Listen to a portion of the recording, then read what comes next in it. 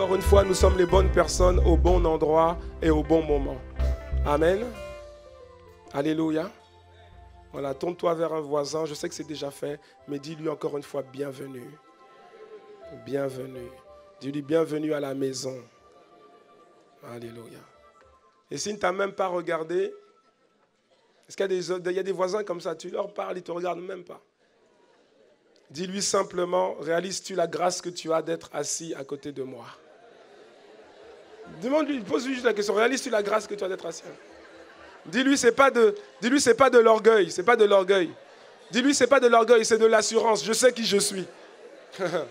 Je sais qui je suis. Ça n'a rien à voir avec l'orgueil. C'est simplement, tu ne réalises pas la grâce.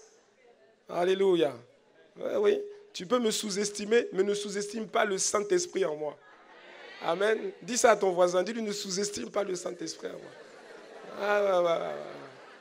Dis-lui, j'ai pas fini de briller. J'ai pas fini de briller. Ouais. Prenons les photos ensemble, parce qu'après, demain, tu vas chercher des photos où je suis avec toi. Hein? Oh, que quelqu'un dise Amen et acclame le Seigneur. Alléluia. Alors, bien-aimés, nous sommes dans notre troisième jour, donc pour clôturer ce séminaire de 3 jours, et nous avons vraiment été bénis depuis vendredi. Qui était là vendredi? Waouh! Qui était là vendredi et samedi? Lève les 2 mains. Waouh! Mais les autres, vous étiez où? Tourne-toi vers un voisin qui n'a pas levé une seule main. Dis-lui, mais toi, tu étais où? Non, pose-lui la question, mais tu étais où? Mais tu étais où? Hein? Tu étais où? Après, vous voyez, il va vous répondre. Oh non, j'avais ceci, je devais travailler, je devais ceci, je devais faire ceci, des courses. Mon ami, ce que tu n'as pas compris, ce que l'Église, en général, les chrétiens ne comprennent pas, c'est que, vous voyez, ce que nous faisons par la grâce de Dieu, nous le faisons par l'Esprit. Que quelqu'un dise Amen à ça. Nous le faisons par l'Esprit. Nous ne faisons pas les choses par la chair. Si on faisait des séminaires, des activités par la chair, alors tu peux ne pas venir. Mais nous faisons les choses par l'Esprit. Ça veut dire qu'en fait, ce n'était pas une convocation, ce n'était pas une invitation du pasteur. Non. C'était une invitation de Dieu. C'était une invitation de Dieu.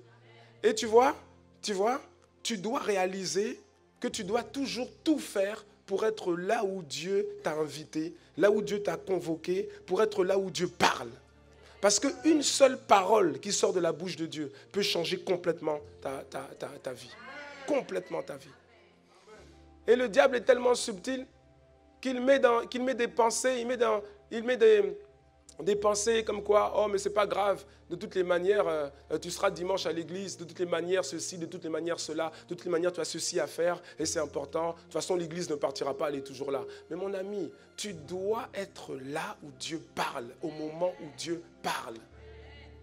Si tu veux grandir véritablement dans le Seigneur et devenir l'homme ou la femme que Dieu veut que tu sois, tu dois être là où Dieu parle. Tu dois répondre à ses invitations. Parce que c'est pour ton bien, ce n'est pas pour t'embêter. Et ce n'est même pas toi, excuse-moi, mon frère, ma soeur, mais ce n'est même pas toi qui dois choisir ce que tu dois manger. Je parle de la nourriture spirituelle. Jésus a dit que l'homme ne se nourrira pas de pain seulement, mais de toute parole qui sort de la bouche de Dieu. Alléluia. Et ce n'est pas toi qui dois décider. Non, ça, ce thème-là, oh, je connais déjà. Ah, ça, non, ça ne m'intéresse pas. Ah, ça, c'est sur le mariage. Oh, mais je ne prévois pas de me marier maintenant. Ah, ça, c'est pour la famille. Oh, mais je n'ai pas encore de famille. Ah, ça, c'est sur tel aspect. Ah, non, mais ça ne m'intéresse pas. On s'en fiche que ça t'intéresse ou pas. On s'en fiche. On l'a dit hier, on l'a dit avant-hier. Tu ne t'appartiens pas à toi-même. Dieu t'a sauvé pour te faire briller. Dieu t'a sauvé pour que tu sois la lumière, pour que tu éclaires. Dieu t'a sauvé pour que tu sois le sel. Et pour que tu éclaires, pour que tu sois le sel, il faut que Dieu te parle, il faut que Dieu te bâtisse, il faut que Dieu te construise. Et il te construit dimanche après dimanche, séminaire après séminaire. Ce n'est pas une invention charnelle du pasteur. Ce que Dieu dit, tu en as besoin. C'est une nourriture, c'est comme à la maison, quand les parents font la nourriture, notamment la maman, quand elle fait la nourriture, ce n'est pas les enfants qui disent « Non, moi, j'aime pas ça, moi, ça ne m'intéresse pas, moi, je n'ai pas besoin de ça. » Non.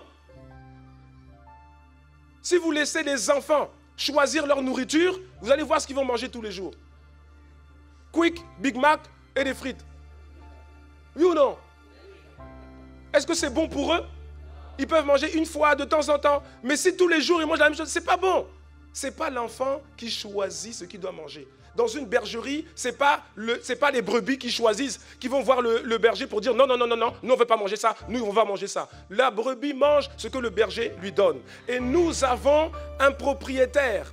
Le propriétaire des brebis, ce n'est pas le berger, ce n'est pas le pasteur. Le propriétaire des brebis, c'est Dieu. Alléluia. Et il établit différentes bergeries.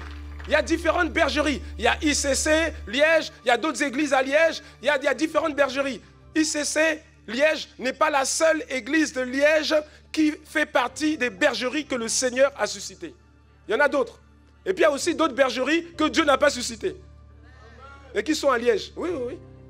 Là-bas, il ne faut pas aller là-bas parce que là-bas, il n'y a rien. Il n'y a rien.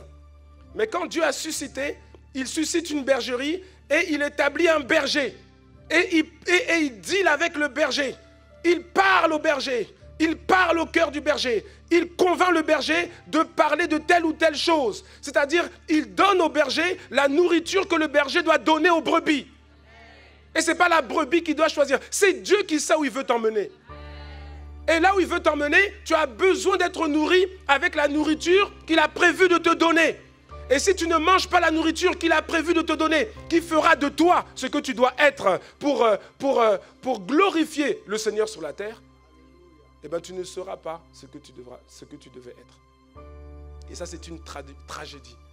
Quelle tragédie! Être sauvé juste pour être sauvé. Ce n'est pas une totale tragédie, parce que déjà tu es sauvé, que quelqu'un les amène à ça. Mais si c'est juste pour être sauvé, c'est-à-dire, bon, ok, tu es sauvé et puis tu attends juste le rapatriement au ciel. Mais ce n'est pas ce que Dieu veut. Dieu t'a sauvé pour qu'ensuite tu le serves. Pour que tu le serves. Pour qu'à travers toi, il puisse travailler à travers toi pour dépeupler l'enfer et pour peupler le royaume des cieux. Tu es si précieux aux yeux de Dieu. Mais tu dois être formé pour ça. Tu dois être formé. Quand on dit qu'il y a une invitation divine, il y a un séminaire, il y a un culte, il y a un programme particulier. Ce programme, c'est un appel de Dieu. Dieu te dit, viens, je vais te former pour que tu sois la personne que tu dois être. Alléluia. Et si les enfants ne viennent pas au moment où il faut manger, la maman a préparé, les parents ont préparé, les enfants ne viennent pas, ils choisissent, ils sautent le petit déjeuner, ils sautent le repas du midi, ils sautent le repas du soir, et puis ils font toutes sortes de choses. Ils ne vont pas grandir et être les enfants qu'ils doivent être, parce qu'il va leur manquer quelque chose. Quelqu'un me suit ou pas? Alléluia. Tourne-toi vers un voisin et dis-lui, arrête avec tes excuses. Dis-lui, tes excuses ne te feront pas grandir. Continue. Je sais que tu l'embêtes. Il n'aime pas ce genre de parole, mais ce n'est pas grave. Dis-lui, ce qui te fera grandir, c'est la parole de Dieu. C'est la présence de Dieu. Parce qu'il y a des choses, bien que tu aies une Bible aussi à la maison, il y a des choses que tu ne méditeras jamais dans ta Bible. Il y a des choses, parce que la vie chrétienne, c'est ça. Dieu te parle, Dieu nous parle de manière collective et Dieu nous parle de manière individuelle. Et c'est un équilibre. Tu dois laisser Dieu te parler de manière collective et Dieu te parler de manière individuelle. Si tu commences à choisir, non, moi, je veux juste qu'on me parle de manière individuelle. Eh bien, si on te parle de manière individuelle, il y a des sujets que Dieu ne pourra pas adresser avec toi. Parce que dès que tu vas ouvrir la Bible pour méditer à la maison, tu vas ouvrir la Bible et puis tu vas voir un passage. Le juste fait ceci. Tu dis, ah non, non, non, ça, c'est pas sa parole pour aujourd'hui. Fuyez l'impudicité. Oh non, je tourne cette page. Tu choisis toi-même. Mais quand c'est le dimanche, quand il y a un séminaire, mon ami, ce n'est pas toi qui choisis. C'est Dieu qui a choisi. Parce que tu dois manger la parole que Dieu veut te donner, c'est pour ton bien. Alléluia. Que quelqu'un dise merci Seigneur. Que quelqu'un dise j'ai compris Seigneur. Alléluia. Alors aujourd'hui, nous allons continuer. Waouh. Le temps file à une vitesse incroyable. J'ai l'impression qu'à Liège, le temps va plus vite qu'à Bruxelles. incroyable, hein? Waouh! Bon, dis à ton voisin, accroche ta ceinture. Et vérifie qu'il a bien accroché sa ceinture, tu vois, vérifie.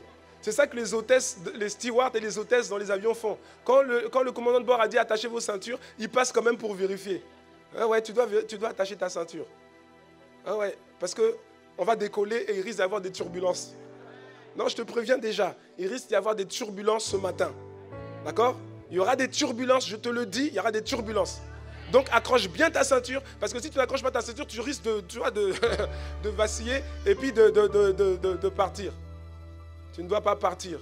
Que quelqu'un dise amen à ça. Dis à ton voisin, reste bien attaché. Vous êtes prêts?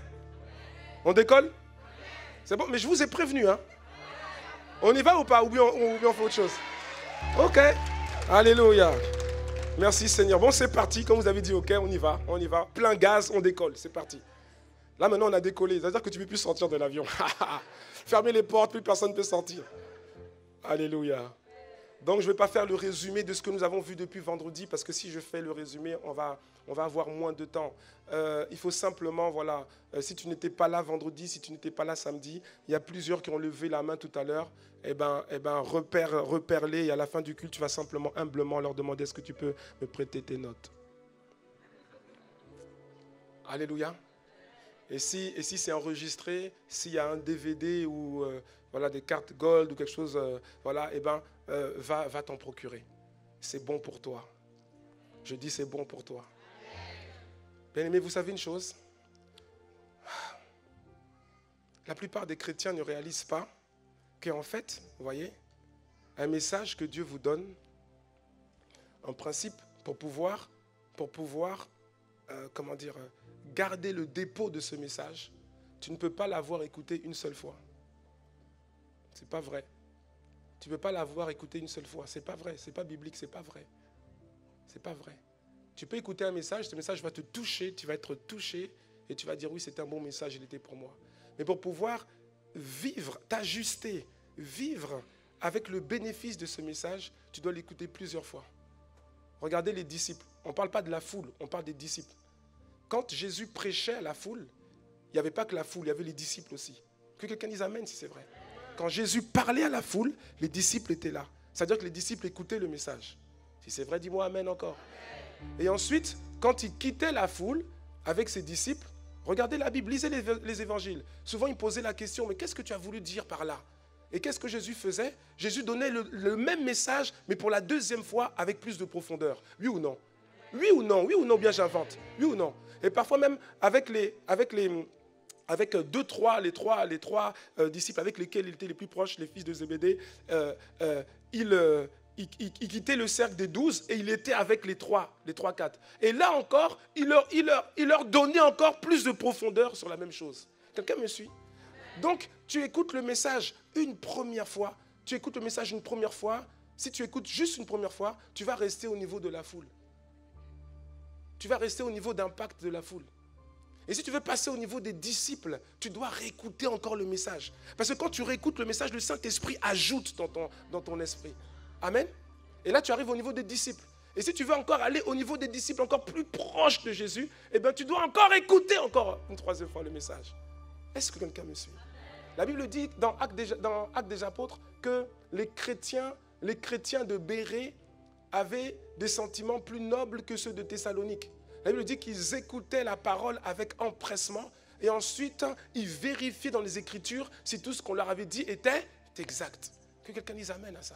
C'est-à-dire qu'il y avait la première fois, ils écoutent la parole et ensuite ils repartent encore dans ce qu'ils ont écouté, ils creusent encore. Si tu veux changer, si tu veux avoir un impact au-delà de la foule, mais être un disciple, tu ne peux pas te contenter d'écouter le message juste du dimanche. Tu dois avoir une discipline pour repartir encore dans le message, pour repartir encore dans tes notes. Et c'est là que le dépôt va rester dans ton cœur. Et c'est sur la base de ce dépôt que ta vie va changer. Je n'ai pas entendu ton amen. Alléluia. Que quelqu'un dise merci Seigneur. Alors bien aimé, ce matin nous voulons continuer, n'est-ce pas? Et nous sommes en train de parler. Bon, le titre du séminaire, ça a été annoncé comme étant « Vivre la provision divine, c'est possible ». Mais en fait, ce n'est pas le vrai titre. On a expliqué que le vrai titre, c'est « Vivre la provision divine, c'est possible ». Oui, mais en servant Dieu. Amen. Oui, c'est possible, mais en servant Dieu. Parce que la provision divine, c'est la provision de Dieu. Et la provision de Dieu sert pour la vision de Dieu. Que quelqu'un dise amen à ça. La provision de Dieu est libérée dans ta vie au fur et à mesure que tu avances dans l'accomplissement de la vision de Dieu pour ta vie. Tu ne peux pas vivre la provision divine si tu suis une autre vision. Tu vas pouvoir avoir une provision non divine, naturelle, une autre provision émanant de quelqu'un d'autre ou de quelque chose d'autre. Mais pour suivre ta vision, pour suivre des visions personnelles, mais si tu veux la provision divine, Dieu ne libère la provision divine que pour ceux qui sont en train d'accomplir la vision divine pour leur vie. Parce que la provision n'est libérée que pour la vision. Quelqu'un me suit ou pas?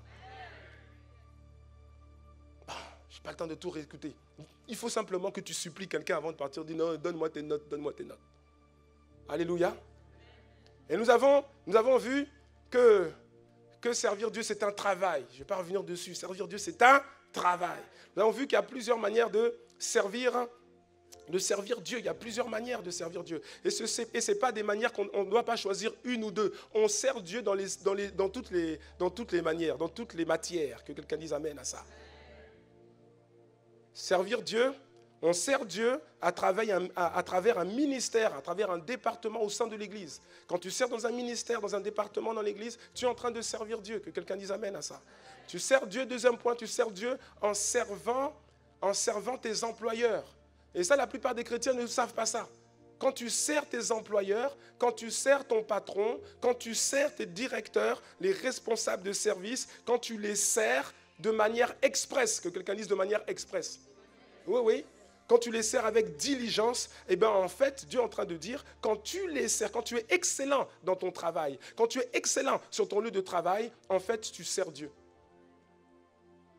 Si tu travailles quelque part, mais tu n'es pas excellent, tu ne sers pas Dieu. On ne va pas revenir dessus, hein. Tous les versets sont là, j'invente rien. Mais quand tu es quelque part, Dieu t'a fait la grâce de travailler quelque part, tu dois être excellent. J'ai dit tu dois être excellent. Tu ne dois pas être le salarié quand il y a des coupes budgétaires, on doit licencier des gens, c'est-à-dire qu'on ne doit même pas penser à toi. Que quelqu'un dise amen à ça. On doit penser aux autres. Les autres, bon, on doit licencier 2 personnes. Bon, qui on va licencier? Ton nom ne doit même pas apparaître. Parce qu'on dit non, lui il est trop précieux.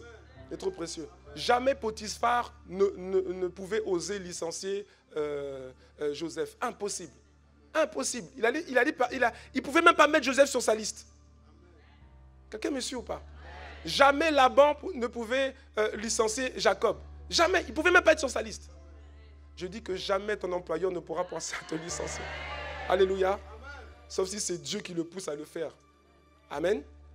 Voilà, tu dois être excellent.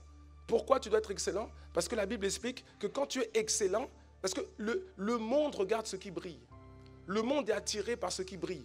Et quand si tu es médiocre, personne n'a envie d'être comme toi.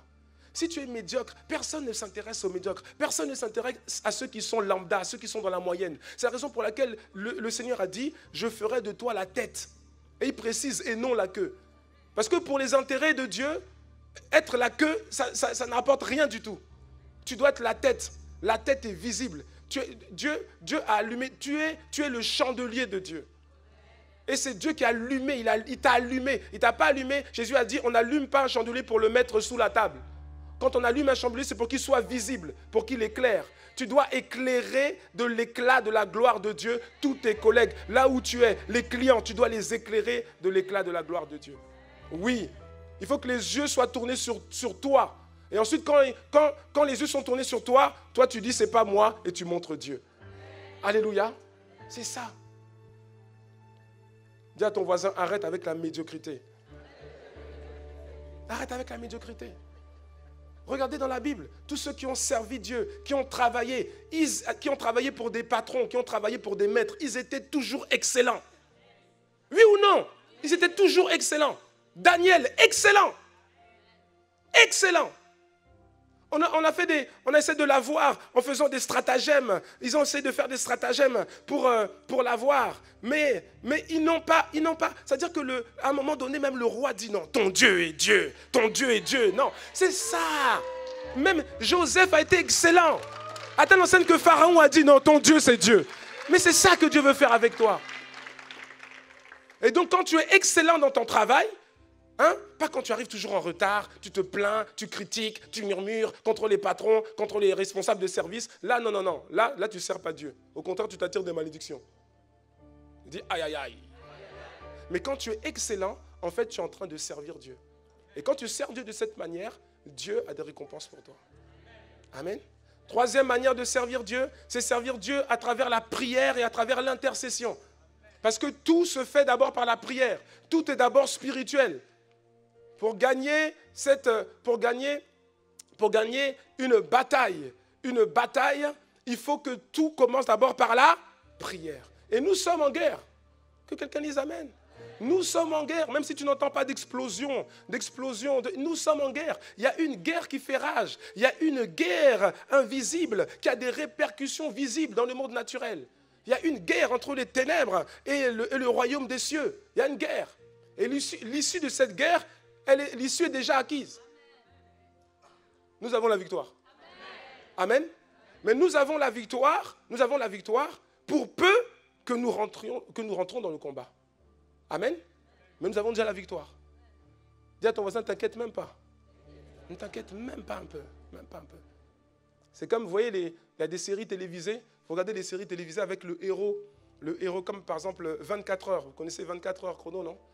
Bon, c'est pas la peine de faire semblant. Je sais que tu connais. Oh non, moi je regarde pas la télé. Moi je regarde. Moi c'est seulement les prédications. Arrête.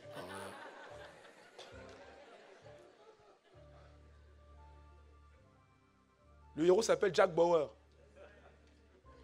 Il est dans des situations compliquées. Et pour ceux qui suivent la série, on a appris à... Vous voyez, on a de la compassion pour lui. Oui ou non? Parfois, il fait des choses bizarres, mais bon, on l'aime bien, quoi. Et quand il se retrouve dans des situations compliquées, on stresse un peu. C'est bizarre comment on peut stresser pour rien sur un canapé. C'est pas réel, mais en même temps, vous voyez, non? On est, oh non, il ne faut pas le tuer. Mais pourtant, tu sais qu'il ne va pas mourir. Parce que la fin, c'est lui qui gagne. Tu sais qu'il va gagner, mais tu as quand même un peu peur. Tu vois, non? Oui ou non? Dans la guerre spirituelle, en fait, on a déjà gagné. N'aie pas peur. Parfois, il y a des choses, tu vois, non? Mais n'aie pas peur, tu as gagné déjà. On sait que même si on met un revolver sur la tempe de Jack Bauer, en tout cas, on sait que quelque chose va se passer. Soit l'arme va s'enrayer, soit celui qui va tirer, au moment où il va tirer, pouf, on lui tire dessus, ou il y a un tremblement. En tout cas, il ne peut pas mourir. Et toi, tu ne peux pas échouer non plus. Alléluia. Mais tu dois rentrer dans le combat. Amen. Merci Seigneur. Et tout commence par la prière. Dieu cherche des hommes et des femmes qui se tiennent à la brèche pour prier. Parce que tout se passe par la prière. Jésus est venu sur la terre. La parole de Dieu qui a été faite chair. Dieu, Jésus c'est Dieu, Dieu le Fils. Il est venu sur la terre. Mais malgré qu'il était Dieu, 100% Dieu et 100% homme, parce qu'il n'était pas 50% homme et 50% Dieu. 100% Dieu et 100% homme. Malgré le fait qu'il savait exactement quelle était la mission que le Père lui avait donnée, eh ben, il priait quand même pour pouvoir réaliser cette mission. Oui ou non? Tu imagines Dieu qui prie. Dieu qui prie. Il avait besoin de prière. Alors toi et moi, à plus forte raison, on a besoin de prière. Si lui, il a dû prier pour réaliser ce qu'il a fait, toi et moi, on doit prier. Nous devons prier. Dans une dimension collective, mais aussi dans une dimension individuelle. Que quelqu'un dise amen à ça. Quatrième chose, servir Dieu en évangélisant, en témoignant de Christ. Quand tu témoignes de Christ, tu es en train de servir Dieu de manière efficace. Tu témoignes. Et on a dit, on a expliqué hier, parce que ça c'est important. C'est important, il y a beaucoup de gens qui ne comprennent pas. Et du coup, après, le diable se sert de ça pour les bloquer. Dieu ne t'a pas demandé, excuse-moi, Dieu ne t'a pas demandé, il ne t'a pas dit tu vas sortir pour gagner les âmes. Ce n'est pas ce qu'il a dit. C'est pas ce qu'il a dit. Il a dit, tu vas sortir pour témoigner. Tu vas sortir pour annoncer la bonne nouvelle. Tu vas annoncer la bonne nouvelle. Et il a dit dans Marc chapitre 16, versets 15 à 16, il dit, celui qui croira, parmi ceux à qui tu vas parler, celui qui croira sera sauvé. Celui qui croira sera sauvé, il se fera baptiser. Celui qui croira sera sauvé. Mais celui qui ne croira pas sera condamné. Ce n'est pas toi et moi qui décidons qui croit ou qui ne croit pas. Toi et moi, notre devoir, c'est d'annoncer. Notre devoir, c'est d'annoncer la bonne nouvelle. Et il y a des gens en enfer. Il y a des gens en enfer qui comptent sur toi. Ah bon? Oui. Non seulement Dieu compte sur toi, mais il y a des gens en enfer qui comptent sur toi. La Bible parle de ce riche, cet homme riche, avec le pauvre Lazare. Ce n'est pas le but de la prédication, mais je suis conduit comme ça. Donc voilà. Amen. Et on dit, le riche, il était éloigné de Dieu. Il vivait sa vie dans l'opulence, tout, éloigné de Dieu. Mais quand il est mort, ce n'est pas les anges qui sont venus le récupérer. La dépouille, hein, le corps que tu as, ce n'est pas toi. Le corps, c'est juste l'enveloppe. Que quelqu'un les amène à ça. Et d'ailleurs, quand on emmène un corps au cimetière, on parle, même le monde, les païens parlent de dépouille. Oui ou non? C'est une dépouille. Pourquoi c'est une dépouille? Parce que c'est un corps qui a été dépouillé de son essence. L'essence, c'est quoi? C'est l'âme, l'esprit. Amen. Et donc, il a été emmené, cet homme-là, il a été emmené en enfer. Et là-bas, en enfer, oulala, la description que la Bible donne de l'enfer, franchement, il ne faut pas y aller. Dire à quelqu'un, ne va pas là-bas. En tout cas, moi, je n'irai pas là-bas, ni en transit, ni en visite, ni en quoi. Non, il ne faut même pas aller là-bas. Et là-bas, il dit, il est dans le feu, il dit qu'il a soif, c'est difficile. Et puis à un moment donné, il voit au loin Père Abraham. Et il dit, Père Abraham, donne-moi une petite goutte, juste une petite goutte d'eau. Tellement c'est difficile. Et personne ne peut mourir, hein. Personne ne peut mourir en enfer. De toute façon, l'être humain, ce qui va à la terre, c'est le corps. Mais l'être humain a été créé en Genèse, chapitre 1, verset 26, à l'image et à la ressemblance de Dieu. Or, l'image et la ressemblance de Dieu, il y a l'esprit. Or, l'esprit, personne ne peut tuer l'esprit. Donc, la question n'est pas, est-ce qu'il y a une vie après la mort? Oui, il y a une vie après la mort physique. C'est où est-ce que ton âme et ton esprit vont aller? C'est ça la question.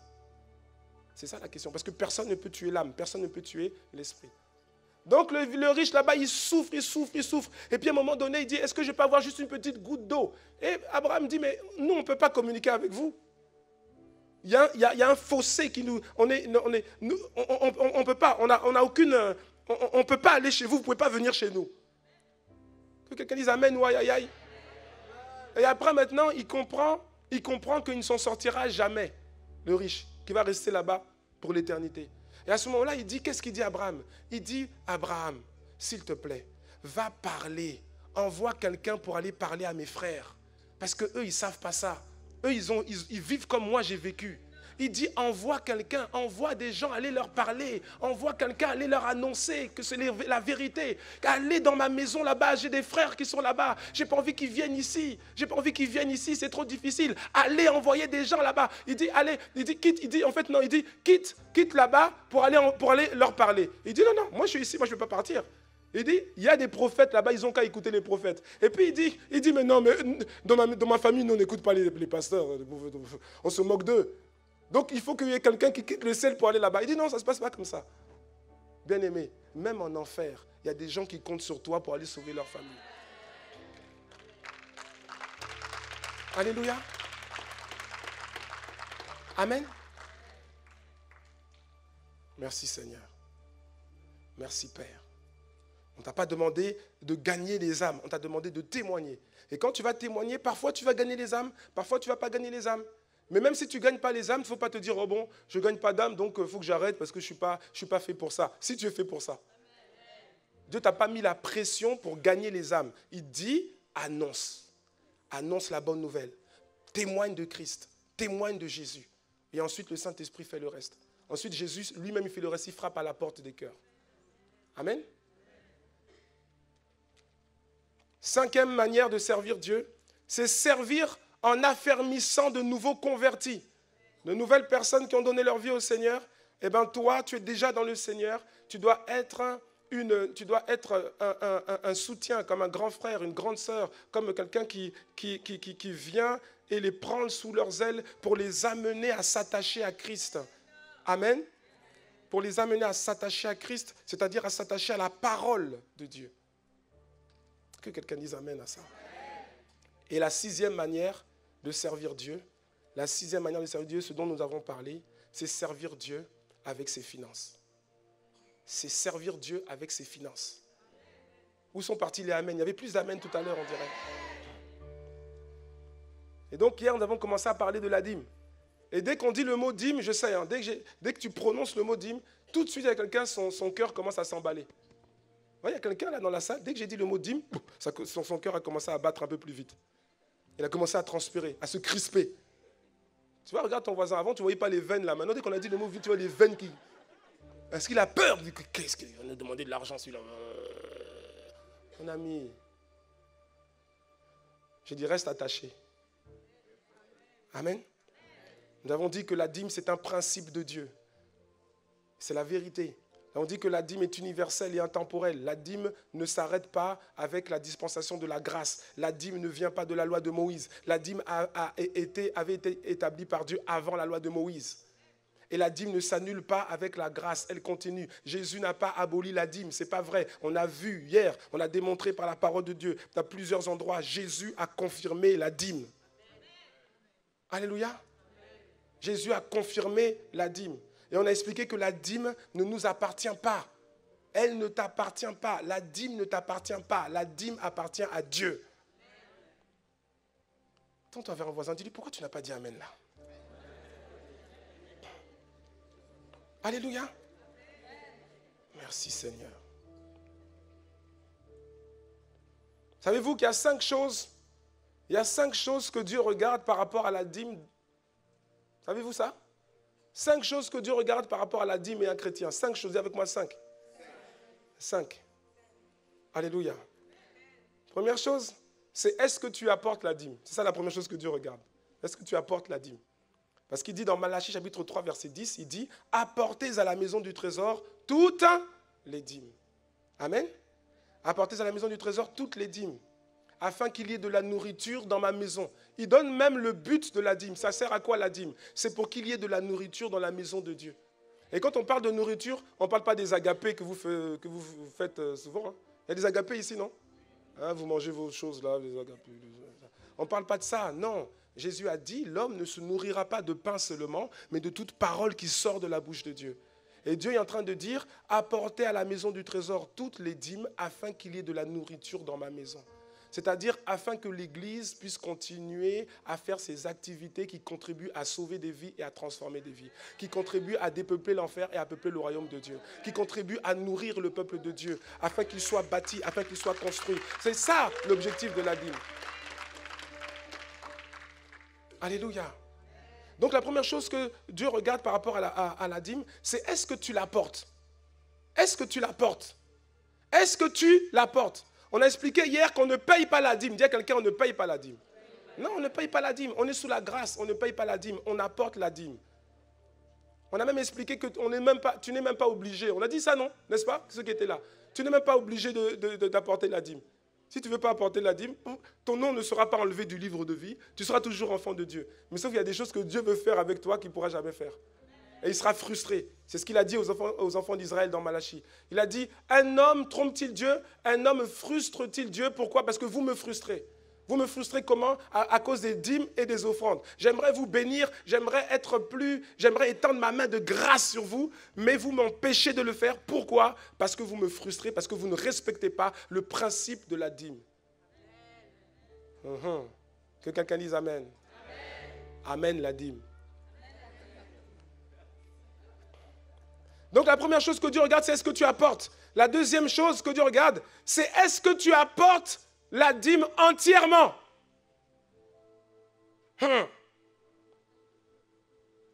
Est-ce que tu l'apportes entièrement? Parce qu'il dit aux enfants d'Israël, apportez à la maison du trésor toutes les dîmes. Toutes les dîmes. Et pourtant, eux, ils disaient, mais ils ont posé la question à Dieu, mais en quoi t'avons-nous trompé? Tu dis qu'on t'a trompé avec les dîmes, mais en quoi t'avons-nous trompé? Il dit non, vous me trompez dans les dîmes, pourquoi? Parce que vous n'apportez pas toutes les dîmes. Normalement, le mot dîme, ça signifie dixième, ou encore 10%. Quelqu'un me suit ou pas? Et Dieu dit, en fait, vous me trompez, vous me frustrez. Parce que vous n'apportez pas la dîme dans son entièreté. Normalement, la dîme, c'est un dixième. Mais vous, ce que vous apportez, ce n'est pas un dixième. C'est ça que Dieu leur dit. Il dit, du coup, vous dites que vous apportez la dîme, mais là où quelqu'un, par exemple, gagne 2500 €, au lieu d'apporter la dîme, c'est-à-dire 250, lui venait et puis donnait 150. Et puis il dit, mais j'ai apporté la dîme, j'ai mis le mot dîme sur l'enveloppe. Dieu dit, là, tu me frustres. Dieu dit, tu vois, quand tu fais ça, tu ne déclenches pas le principe de la dîme. Quelqu'un me suit ou pas? Non, quelqu'un me suit ou pas? Pour que le principe de la dîme soit activé dans ta vie, il faut que tu l'apportes entièrement. Et c'est ce que Dieu a dit aux enfants d'Israël à ce moment-là. Et c'est ce qu'il te dit aujourd'hui aussi. Dis-moi amen et je continue. C'est ce qu'il te dit. Parce que c'est subtil. Il y a un piège du diable qui vise à te faire croire que tu vois quand même, c'est quand même beaucoup. Regarde, tu gagnes 3 000 €. 3 500 €. Tu n'as pas donné 350. Regarde, il y en a d'autres, ils ne donnent même pas. Mais toi, donne quelque chose, mais tu n'es pas obligé de donner 350, donne 200. 200, c'est déjà bien. Il y en a plein, ils ne donnent même pas. Toi, mais 200, c'est pas mal, non? Oui, c'est pas mal. Et puis là, tu viens et puis tu dis, voilà, j'ai apporté la dîme. Tu n'as pas apporté la dîme. Et tu as frustré Dieu. Oui, tu dois l'apporter entièrement. Dis-moi amen. C'est comme le principe d'une porte. J'aime prendre cet exemple-là. C'est-à-dire que vous avez une porte qui est fermée à double tour. La porte est fermée à double tour et on vous donne les clés. Vous avez les clés, vous connaissez le principe pour ouvrir la porte. Vous prenez la clé, vous mettez dans la serrure et vous tournez. Elle est fermée à double tour. Et vous tournez une fois. Vous déverrouillez une fois. Est-ce que la porte va s'ouvrir? Non, est-ce qu'elle va s'ouvrir? Et si vous chantez devant la porte, est-ce qu'elle va s'ouvrir? Et si vous priez devant la porte, est-ce qu'elle va s'ouvrir? Et si vous jeûnez devant la porte, Seigneur, ouvre la porte, est-ce qu'elle va s'ouvrir? Et si vous prenez d'autres frères et sœurs pour prier avec vous devant la porte, est-ce qu'elle va s'ouvrir? Qu'est-ce qu'il faut pour qu'elle s'ouvre? Qu'est-ce qu'il faut pour qu'elle s'ouvre? Il faut tourner 2 fois. Et si tu tournes 1 fois et demie, est-ce que ça va s'ouvrir? Non. Si tu tournes 1 fois et demie, est-ce que ça va s'ouvrir? Si tu tournes 1 fois 3/4, est-ce que ça va s'ouvrir? Ça ne va pas s'ouvrir. C'est la raison pour laquelle Dieu dit, amène toute la dîme. Parce que tant que tu n'as pas amené toute la dîme, tu n'as pas activé le principe de la dîme. Il y a quelqu'un qui n'aime pas ce que je dis. Je ne suis pas venu pour que tu m'aimes. Dieu m'aime, ça me suffit. Troisième chose. La première chose, c'est est-ce que tu apportes la dîme? La deuxième chose, c'est est-ce que tu l'apportes entièrement? La troisième chose, c'est quand est-ce que tu l'apportes? Parce que la dîme, ça fait partie, dans la dîme, il y a une notion de prémisse. Il y a avec moi des prémices. La dîme, ce n'est pas juste 10%, ce n'est pas un dixième, non. La dîme, ce sont les premiers 10%. Le premier dixième de ce que Dieu te permet d'avoir. C'est le premier dixième que tu amènes à la maison de Dieu. Alléluia. Proverbe chapitre 3, versets 9 à 10. Honore l'Éternel avec tes biens et avec les prémices de tout ton revenu. Avec tes biens et avec les prémices de tout ton revenu. La dîme, il y a une notion de prémisse dedans. La première chose que tu dois faire quand tu reçois un revenu, c'est apporte la dîme. Apporte la dîme. Je cherche un troisième amen, il n'y en a que 2. Merci. Alléluia. Après, attention, quand on dit ça, il faut être équilibré. Parce qu'il y a des gens, ils entendent ça, ils ne sont pas équilibrés du tout. Ils doivent payer leur loyer.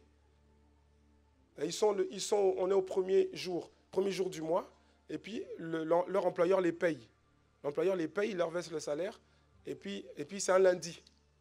Oui, c'est comme demain on est le premier. Voilà, par exemple, voilà, ça tombe bien, voilà, c'est un lundi.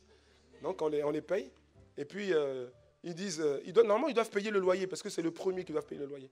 Et puis ils disent au bailleur, non, moi j'étais au séminaire. Hein. Moi, j'étais au Seigneur, j'ai bien entendu ce que le pasteur Christian a dit. Donc, je vais d'abord donner la dîme. Tu vas attendre dimanche, je vais apporter la dîme, et puis lundi, je te paierai ton loyer. Si tu fais ça, non seulement il va te mettre dehors, mais plus jamais il va louer un chrétien. Ce n'est pas ça que Dieu te demande de faire.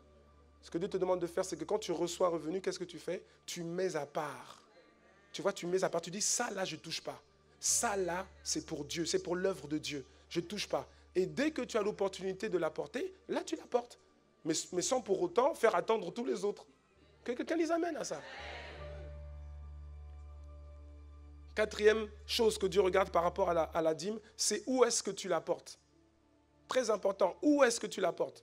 La dîme s'apporte à la maison du trésor. Il a dit dans Malachie chapitre 3 verset 10, il dit « Apportez à la maison du trésor toutes les dîmes, afin qu'il y ait de la nourriture dans ma maison. » Tu dois apporter la dîme à la maison. La maison, c'est là où tu es nourri. La maison, c'est ton église locale, ce n'est pas ailleurs. Vraiment, le diable est subtil. Il y a des gens, ils pensent qu'ils donnent la dîme. En fait, tu ne donnes pas la dîme. Parce qu'il a accepté le Seigneur quelque part dans une église, quelque part, dans un pays, quelque part. Et puis maintenant, la dîme, chaque mois, au lieu d'apporter à la maison où il est nourri, la maison où il y a la nourriture, c'est la maison où tu es nourri. Au lieu d'apporter ça à la maison où il est nourri, il envoie ça dans l'église, là-bas où il avait accepté le Seigneur à l'époque. C'est du désordre, c'est même pas la dîme. Quand tu fais ça, tu crois que tu as activé le principe de la dîme. Tu n'as rien activé du tout. Parce que le principe de la dîme, c'est là où tu es nourri. Dans la bergerie où Dieu t'a placé, c'est là que tu contribues avec une partie des revenus que le Seigneur te donne.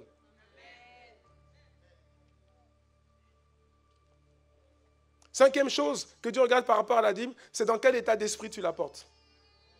Oh, dis-moi amen. Dans quel état d'esprit tu l'apportes? Parce qu'il y a des gens, après le séminaire, ils vont dire, bon voilà.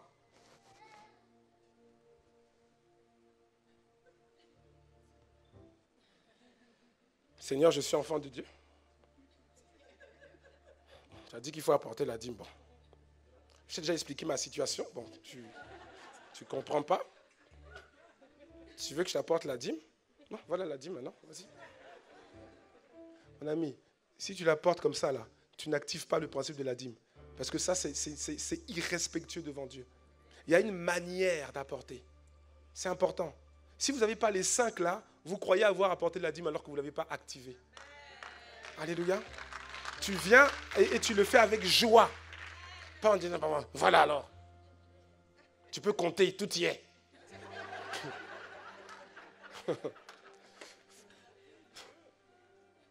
Alléluia. Alors donne-moi un bon amen et puis on avance. Ça va? Tout le monde est resté accroché? Mais là, en fait, ce n'était même pas les vraies turbulences. Elles arrivent là maintenant, les vraies turbulences. Ah bon? Oui. Là, c'est maintenant qu'elles arrivent. Là, c'est maintenant. Là, si pour toi, ça a été turbulent, tu n'as rien vu encore. Tu n'as rien vu. Je continue mon message. En fait, c'était ça que je voulais dire. C'est là que je voulais arriver. Là, c'est là. C'est là. Bien-aimés, savez-vous que lorsque vous apportez la dîme, vous faites un acte, c'est un acte que vous posez. Lorsque vous apportez la dîme, savez-vous que vous êtes en train de dire quelque chose à Dieu? Savez-vous que vous êtes en train d'exprimer quelque chose à Dieu lorsque vous apportez la dîme? Le savez-vous? Eh bien, sachez que quand vous apportez la dîme, vous êtes en train de dire beaucoup de choses. Il y a beaucoup de choses qui sont dites lorsque vous apportez la dîme. Il y a beaucoup de messages que vous envoyez au ciel. Oui. Et en revanche, lorsque vous n'apportez pas la dîme, savez-vous qu'il y a aussi beaucoup de messages que vous envoyez au ciel? Savez-vous ce que vous exprimez lorsque vous retenez la dîme? Vous retenez la dîme. Au lieu, Dieu dit apporte la dîme et toi tu retiens la dîme. Quelle que soit ta raison, dis à ton voisin, quelle que soit ta raison. Quelle que soit ta raison. Si tu retiens la dîme, il y a un message que tu envoies à Dieu, il y a un message que tu envoies au ciel. Et laisse-moi te dire une chose, ce n'est pas un bon message. Et c'est ça dont on va parler là maintenant, dans le temps qui nous reste. Il y a au moins 20 messages, 20 messages, 20 choses que tu exprimes lorsque tu retiens la dîme. Alors dis déjà aïe aïe aïe, parce que c'est chaud. Hein? Aïe aïe aïe. Première chose, on y va? C'est bon? Vérifie que ta ceinture est bien accrochée. Vérifie. Pose la question à ton voisin. Tu es bien accroché, ça va, tu vas rester? Ok, très bien, on y va. Première chose que tu exprimes, première chose que tu dis lorsque tu retiens la dîme, lorsque tu n'apportes pas la dîme. La première chose, c'est que vous dites, ce que j'ai, je le dois à moi-même. Je ne le dois pas à Dieu. Oui, oui, oui. Quand vous retenez la dîme, même si vous ne parlez pas avec vos lèvres, vous êtes en train d'envoyer ce message au ciel. Ce que j'ai, je le dois à moi-même. Je ne le dois pas à Dieu. C'est moi-même qui ai travaillé. C'est moi qui travaille. C'est moi qui me lève le matin. C'est moi qui vais travailler. C'est moi qui rentre le soir, tard. C'est moi qui suis fatigué. Dieu est sur son trône, mais c'est moi qui travaille. Ah oui. C'est la première chose, c'est le premier message que vous êtes en train d'envoyer au ciel. Alors que Dieu dit dans Deutéronome chapitre 8, versets 17 à 18, Deutéronome chapitre 8, versets 17 à 18, Dieu dit, garde-toi de dire en ton cœur. Dieu dit, garde-toi d'avoir ces pensées dans ton cœur. Garde-toi de dire en ton cœur, ma force et la puissance de ma main m'ont acquis ces richesses. C'est par ma force que j'ai ce salaire. C'est par ma puissance que j'ai ces richesses. Verset 18. Souviens-toi de l'Éternel ton Dieu, car c'est lui qui te donnera de la force pour les acquérir. Afin de confirmer comme il le fait aujourd'hui son alliance qu'il a jurée à tes pères. Tu dis c'est moi qui travaille. C'est pas Dieu, c'est moi qui me lève le matin pour aller travailler. C'est le message que tu envoies au ciel quand tu retiens la dîme. Mais Dieu te pose la question. Comment tu fais pour te lever le matin? Comment tu fais? Explique-moi, explique-moi. Explique-moi comment tu fais pour te lever le matin. Explique-moi. Explique-moi. Qu'est-ce qui te réveille le matin? Qu'est-ce qui te réveille? Ne me dis pas c'est ton réveil. Ne me dis même pas c'est ton réveil. Parce que pas plus tard qu'hier soir, il y a des gens, il y en a plusieurs. Je n'ai pas le nombre, mais il y en a plusieurs. Hier soir, à Liège, avant de se coucher, ils ont mis leur réveil. Le réveil a sonné, ils ne se sont pas réveillés. Pourquoi? Parce que la mort les a fauchés dans leur sommeil. Alors ne me dis pas que c'est le réveil qui t'a réveillé. C'est la grâce de Dieu. C'est le Seigneur qui a renouvelé en toi le souffle de vie. Alors quand tu dis, c'est ma force, c'est moi qui travaille. Dieu te dit, mais c'est moi qui t'ai donné cette force-là pour aller travailler. C'est moi qui ai renouvelé en toi le souffle de vie pour que tu puisses te tenir debout et que tu puisses partir travailler pour gagner ta vie. Et n'ose même pas dire non, c'est parce que moi, j'ai eu des grands diplômes. Et j'ai étudié longtemps. Alors que mes amis allaient en boîte de nuit, alors qu'ils vivaient leur vie, ils faisaient autre chose. Moi, j'étais dans mes cahiers. Moi, j'étais en train de réviser. Et après, j'ai eu mes diplômes. J'ai eu des grands diplômes. Et si je travaille aujourd'hui, si j'ai ce salaire que j'ai aujourd'hui, c'est parce que j'ai étudié. Dieu te dit, qui t'a donné l'intelligence pour étudier et réussir tes études? Tu l'as acheté où? Montre-nous, mon frère, ma soeur, montre-nous le magasin où tu as acheté l'intelligence. Montre-nous, on va tous y aller. Montre-nous. Et dis-nous aussi le prix. Montre-nous la facture. C'est Dieu qui t'a donné, qui t'a fait la grâce d'avoir l'intelligence académique qui t'a permis de réussir tes études. Tu n'as pas acheté ça quelque part. C'est la grâce de Dieu. Je dis, c'est la grâce de Dieu. Ah oui, mais j'ai un contrat dans une grande entreprise. C'est la grâce de Dieu. Oui, mais j'ai fait des affaires et j'ai réussi. C'est la grâce de Dieu. C'est pour ça qu'il te dit, ne dis pas dans ton cœur, c'est par moi-même. Non, tout ce que tu as, c'est la grâce de Dieu. Le véritable pourvoyeur de ta vie, ce n'est pas ton employeur. Le véritable pourvoyeur qui pourvoit dans ta vie matérielle, dans ta vie financière, le véritable pourvoyeur, ce n'est pas ton employeur. Non, ce n'est pas l'État belge, ce n'est pas la commune, ce n'est pas le CPS, c'est le véritable pourvoyeur. Le véritable pourvoyeur, c'est Dieu. C'est lui qui pourvoit dans ta vie. Et simplement, c'est lui qui pourvoit. Et simplement, tu as plusieurs manières de capter la provision. Tu as plusieurs manières de capter. Il y a une manière, tu vas capter à travers ton salaire. Il y a une manière, tu vas capter à travers des aides sociales. Il y a une manière, tu vas capter à travers les héritages. Il y a une manière, tu vas capter à travers des dividendes. Mais en vérité, c'est juste la manière qui te permet de capter. Mais celui qui envoie, celui qui pourvoit, c'est Dieu.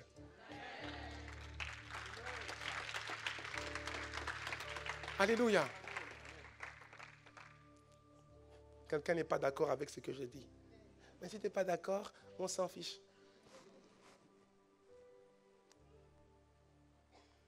C'est Dieu qui te donne la force de te lever et de gagner ta vie. C'est pour ça qu'il dit en Deutéronome, il dit, garde-toi dans ton cœur de croire que c'est par toi-même. C'est Dieu qui fait grâce et c'est par lui que tu as ce que tu as. Que ce soit beaucoup ou pas beaucoup, c'est par lui que tu as ce que tu as. Que quelqu'un dise amen à ça. Deuxième expression, deuxième chose que vous dites lorsque vous retenez la dîme, qu'est-ce que vous dites? Vous êtes en train, en fait, vous reconnaissez, plutôt vous ne reconnaissez pas que Dieu est votre source. C'est ce que j'étais en train d'expliquer. Vous ne reconnaissez pas que c'est Dieu votre source, alors que c'est lui qui est votre véritable source. Dans 1 Corinthiens chapitre 4, au verset 7. 1 Corinthiens chapitre 4, verset 7. L'apôtre Paul, inspiré du Saint-Esprit, pose une question. J'aime bien cette question. Tu vas la poser à ton voisin, s'il te plaît. Il dit, car qui est-ce qui te distingue? Pose la question à ton voisin. Qui est-ce qui te distingue? Dis-lui, qu'est-ce qui te distingue? Pose-lui encore la question. Tu vois, il fait le dur là. Non. Dis-lui, qu'as-tu? Pose-lui la question. Qu'as-tu que tu n'aies reçu? Non, pose la question à ton voisin. N'aie pas peur, il te regarde, il te toise, c'est pas grave. Toi, regarde-lui, même s'il ne te regarde pas, regarde-le. Dis-lui, pose-lui la question, qu'as-tu que tu n'aies reçu? N'aie pas peur de son regard. Il y a toujours des gens, ils veulent s'impressionner. Ne me parle pas, ne m'adresse pas la parole. Non. Qu'as-tu que tu n'aies reçu? Qu'est-ce qui te distingue? Qu'as-tu que tu n'aies reçu? Et si tu l'as reçu, pose-lui encore la troisième question. Et si tu l'as reçu, pourquoi te glorifies-tu comme si tu ne l'avais pas reçu? Tout ce que tu as, tu l'as reçu. Tu l'as reçu par la grâce de Dieu. C'est pour ça qu'il pose la question dès le départ. Montre-moi ce que tu as que tu n'as pas reçu. Montre-moi. S'il y a quelqu'un qui a reçu, montre-moi ce que tu as dans ta vie que tu n'as pas reçu. Montre-moi. Quand Jésus a été amené devant Pilate, il le menace, il lui pose une question, Jésus ne répond pas. Après, il le menace. Il dit, mais tu sais qui je suis? Tu sais que j'ai reçu le pouvoir, de t'amener sur la croix, de te tuer. Tu sais que j'ai le pouvoir? Jésus le regarde. Là, maintenant, il répond. Jésus le regarde. Il dit, mais ce pouvoir que tu as reçu, ce pouvoir que tu l'as reçu. Tu l'as reçu de Dieu. La Bible dit que toute autorité a été établie par Dieu. Amen. Donc, tout ça pour dire quoi? Tout ce que tu as, tu l'as reçu. Reste tranquille. Ça calme un peu, hein? Troisième chose que tu dis, lorsque tu retiens la dîme. En fait, quand tu retiens la dîme, troisième chose, tu démontres, tu fais la démonstration que tu n'es pas un homme ou une femme de foi. Quand tu retiens la dîme, tu n'apportes pas la dîme, quelle que soit ta raison, quand tu ne l'apportes pas, tu démontres par A plus B que tu n'es pas un homme de foi, que tu n'es pas une femme de foi. Parce que c'est par la foi qu'on apporte la dîme. C'est par la foi qu'on le fait. C'est par la foi. C'est par la foi, en croyant ce que Dieu dit. Si tu regardes les choses de manière naturelle, de manière mathématique, si tu fais 100 moins 10, 100 moins 10, ça fait 90. Et 90, c'est inférieur à 100. Oui ou non? Oui ou non? Mais par la foi et par la fidélité de Dieu, par le fait que tu fais confiance à Dieu, tu crois que 100 moins 10, même si mathématiquement ça fait 90, et ben c'est largement suffisant pour prendre soin de toi et de prendre soin des tiens. Pourquoi? Par la foi. Par la foi.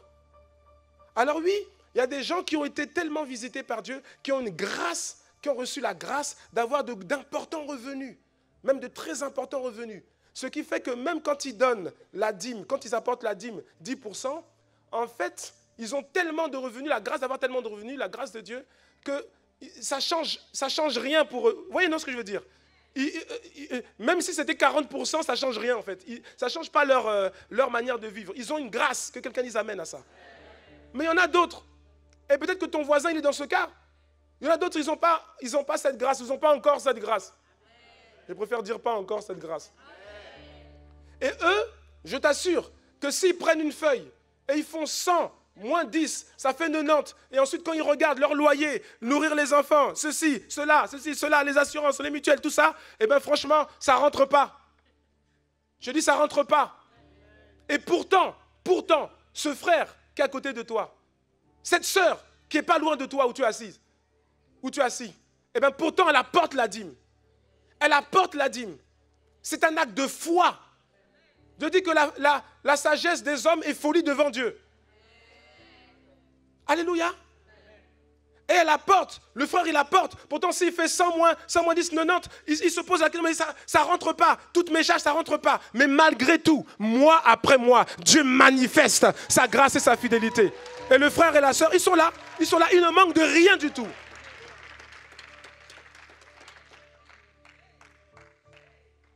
Quand tu retiens la dîme, tu démontres que tu n'es pas un homme de foi. Tu démontres que tu n'es pas une femme de foi. Parce que oui, c'est la foi. Tu donnes la dîme par la foi. Hébreux chapitre 10, verset 38. Et mon juste vivra par la foi. Par la foi. Pas par le calcul mathématique. Par la foi. La foi que Dieu est capable de faire ce qu'il a dit.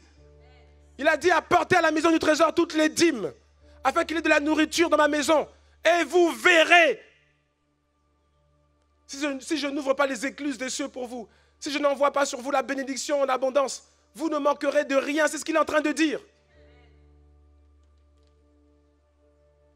Quand tu retiens la dîme, quelle que soit ta raison, tu es en train de prouver que tu n'es pas un homme de foi.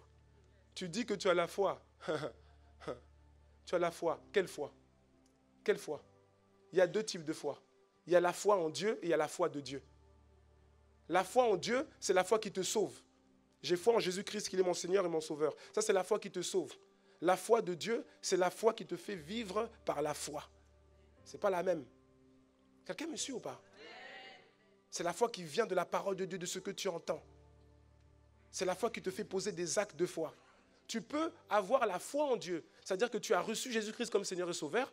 Tu as la foi qui te sauve. Tu as la foi d'être sauvé. Tu peux avoir cette foi-là sans avoir la foi de Dieu qui te permet de poser des actes de foi. Quatrième chose que tu dis lorsque tu retiens la dîme de Dieu, c'est que vous pensez, je dis vous, hein. Quand je dis nous, c'est-à-dire que je m'inclus dedans. Quand je dis vous, c'est ce que je ne suis pas dedans. Moi. Comme j'ai dit, depuis que j'ai donné ma vie au Seigneur, en 1999, depuis que j'ai donné ma vie au Seigneur, j'ai toujours apporté la dîme. Toujours. Il y a des choses tu vois, il y a des choses qu'on ne fait pas, on réfléchit pas. Si le matin tu te lèves et puis tu réfléchis, est-ce que je vais me brosser les dents aujourd'hui ou pas? Mon ami, tu es en danger.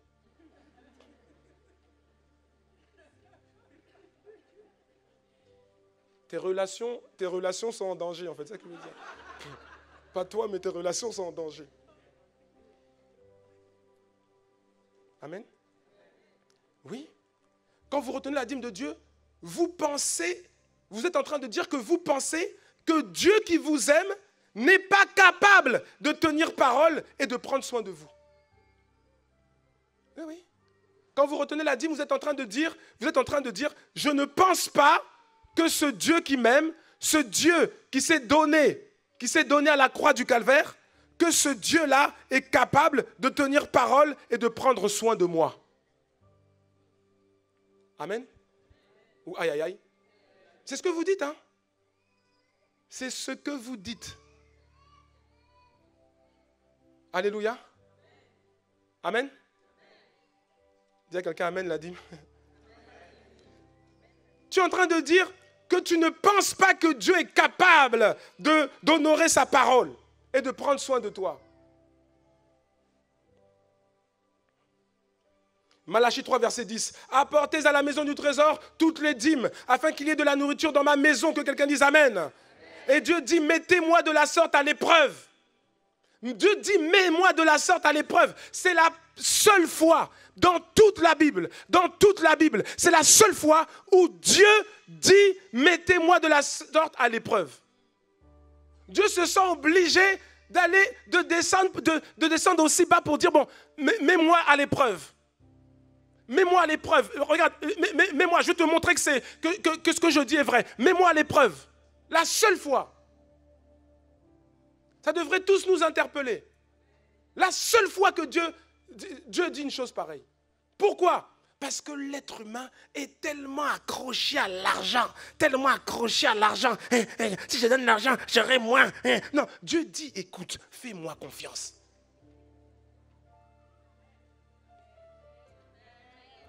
Dieu dit, mettez-moi de la sorte à l'épreuve, dit l'Éternel des armées. Et vous verrez. Dis à quelqu'un, et tu verras. C'est Dieu qui dit ça. Il dit, mais vas-y, fais-le, tu vas voir, fais-le. En fait, il se met, comment dire, c'est comme, il dit, mets-moi à l'épreuve, tu vas voir, fais-le, tu vas voir. Tu vas voir. Tu vas voir.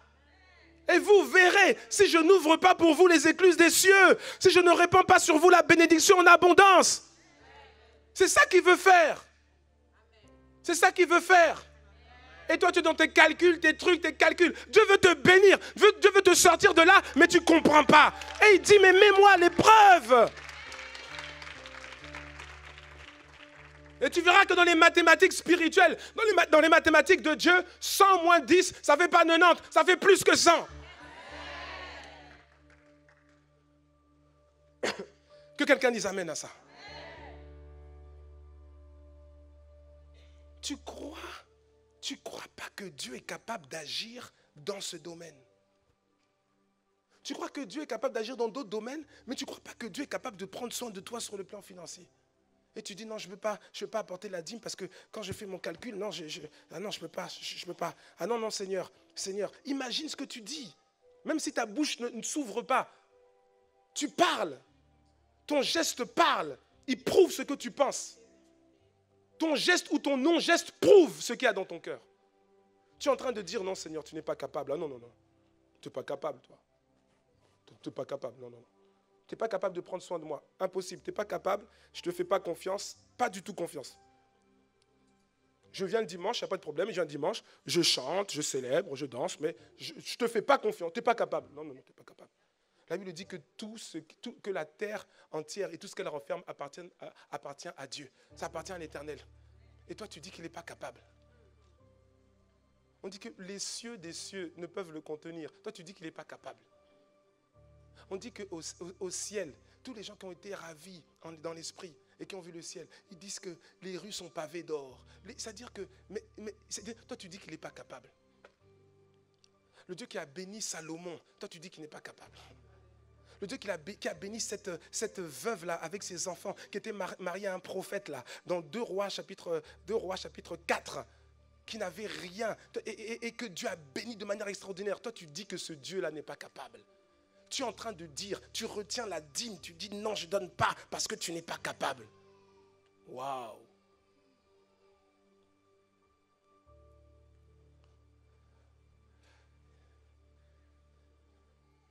Rassurez-vous, j'attends pas les amen.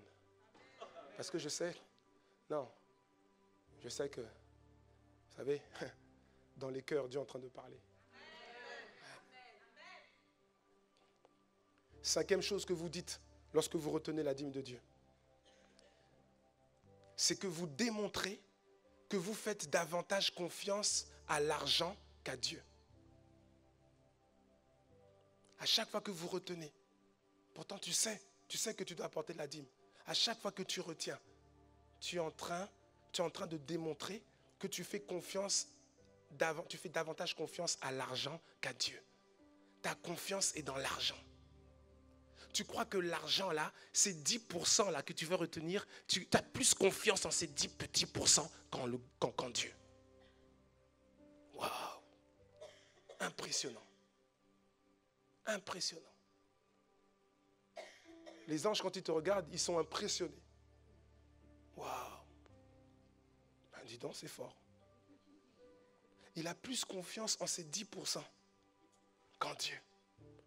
Il s'interroge même sur ton compte. Il est où? Il est là. Waouh. Waouh. Il gagne combien?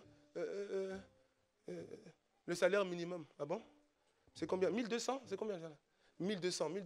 Donc, les anges s'interrogent. Donc, elle fait plus confiance à 120 € qu'à Dieu. Oui. Ah bon? Waouh! Venez voir, il y a quelqu'un qui fait plus confiance. Donc là, il y a un attroupement d'anges. Bon, il fait plus confiance à 120 €. Oui.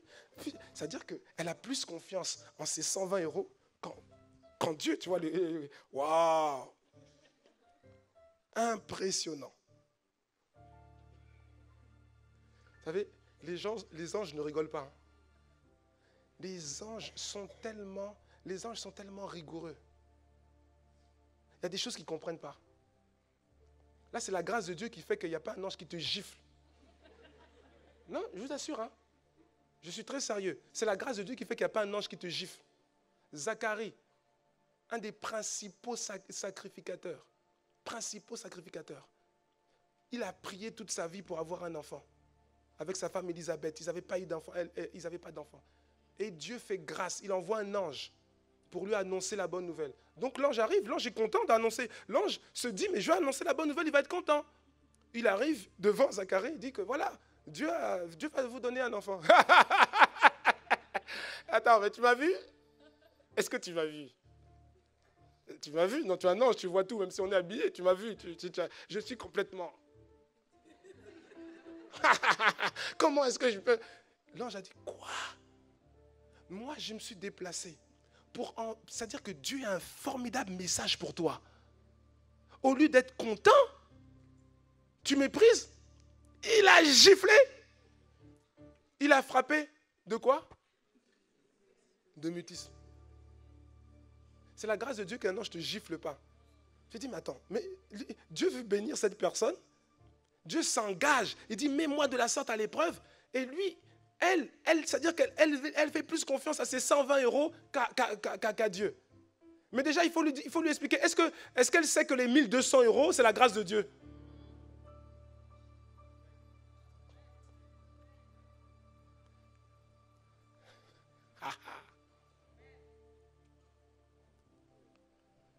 Sixième chose que vous dites lorsque vous retenez la dîme de Dieu.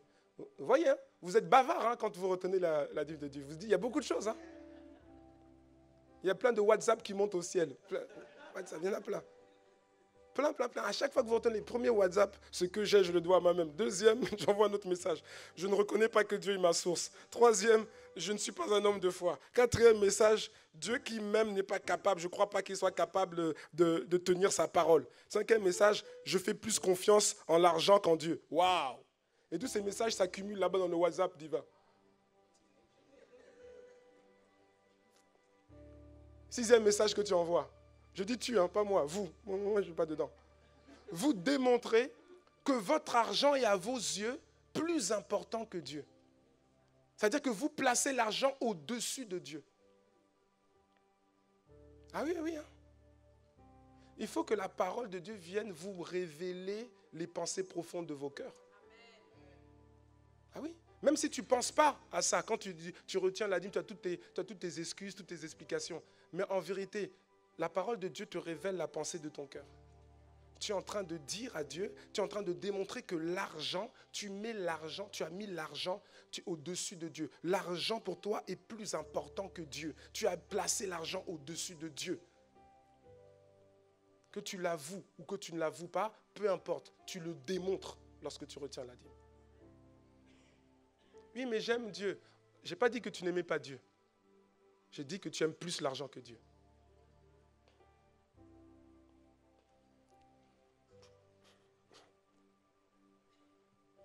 Jésus a dit dans Matthieu chapitre 22, verset 37, Jésus a dit, tu aimeras le Seigneur ton Dieu de tout ton cœur, de toute ton âme et de toute ta pensée.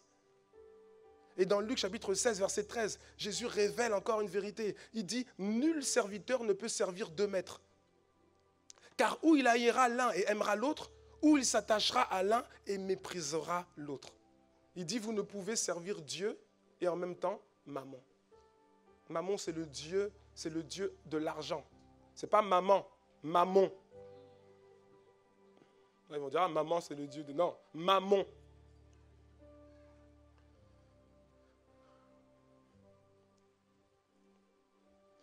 C'est bizarre, hein? Quand il y a beaucoup de turbulences, dans un avion aussi, tout est calme. C'est comme ici. Vous avez remarqué ça, hein? Tout le monde parle. Quand c'est bien, hein, l'avion est stable, tout le monde parle. Et puis après, quand on entend « attachez vos ceintures », et puis ça commence à bouger, et tout le monde reste calme. S'il te plaît, parle un peu, dis à ton voisin, on est en pleine turbulence là.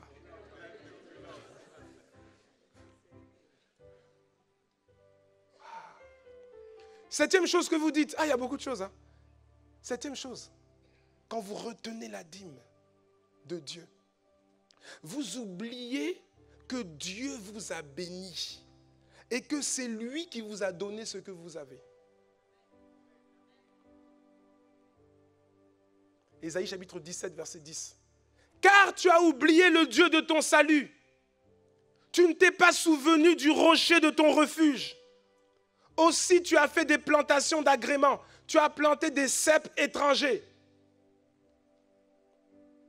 Tu as oublié que ce que tu as, tu as oublié que c'est Dieu qui t'a béni. Ce que tu as, c'est Dieu qui te l'a accordé. C'est lui qui vous a donné ce que vous avez. Tu as oublié ça. Quand tu retiens la dîme, tu montres, tu prouves que tu as oublié ça. Le fait de retenir la dîme, ça prouve ton amnésie. Huitième chose, lorsque vous retenez la dîme de Dieu, vous oubliez, j'ai dit ça, c'est quelqu'un qui retient la dîme, il est amnésique. Huitième chose, vous oubliez que le seul capable de vous bénir d'une bénédiction qui n'est suivie d'aucun chagrin, c'est Dieu. Proverbe chapitre 10, verset 22. C'est la bénédiction de l'Éternel qui enrichit et il ne la fait suivre d'aucun chagrin. Tu oublies tout ça. Quand tu retiens la dîme, tu oublies ça. Tu oublies que le seul dans l'univers, le seul capable de te bénir d'une bénédiction qui n'est suivie d'aucun chagrin, c'est lui. Il y a plein d'autres qui peuvent te bénir. Tu crois que tu es béni, mais après tu commences à pleurer. Tu commences à dire, ah si j'avais su. Mais quand Dieu bénit, c'est suivi d'aucun chagrin. Dis à quelqu'un, n'oublie pas ça. Neuvième chose que vous dites lorsque vous retenez la dîme. Ou bien, plutôt, vous oubliez. C'est vraiment de l'amnésie quand on retient la dîme. Neuvième chose, vous oubliez qu'il n'y a pas de récolte sans semence. Vous oubliez qu'on ne peut pas récolter sans avoir d'abord semé. Galates chapitre 6, verset 7. À travers la bouche de l'apôtre Paul, Dieu parle et il dit, ne vous y trompez pas. Ne vous y trompez pas. Lorsque la Bible commence, lorsqu'un verset biblique commence, lorsque Dieu parle et commence en disant, ne vous y trompez pas, ça veut dire deux choses. Au moins deux choses. La première chose, c'est que c'est facile de se tromper. Et la deuxième chose, c'est qu'il y a beaucoup qui se trompent. Dieu dit, ne vous y trompez pas. Ne vous y trompez pas. On ne se moque pas de Dieu.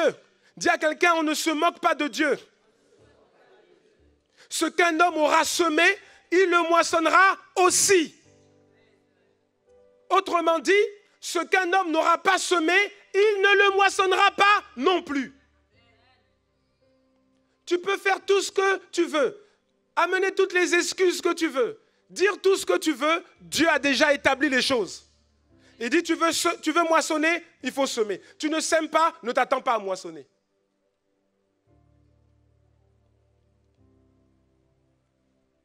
Waouh! Et c'est impressionnant. C'est-à-dire que dans ta situation, surtout toi, dans ta situation, tu as besoin de la providence de Dieu. Tes finances sont compliquées. Tu as besoin de la providence de Dieu. Mais tu retiens la dîme et ce faisant, tu oublies même que pour avoir cette providence-là, il faut que tu sèmes. C'est-à-dire que tu es dans une situation, on ne sait pas, c'est presque de la schizophrénie. Tu as besoin, mais tu ne sèmes pas. Tu as besoin, donc tout le temps tu as besoin, tout le temps tu as besoin, tout le temps tu as besoin. C'est comme les gens qui disent, oh oui, non, je ne peux pas donner la dîme maintenant parce que c'est un peu trop compliqué pour moi, mais quand ma situation s'améliorera, eh ben, j'apporterai la dîme avec joie. Il y en a beaucoup qui parlent comme ça.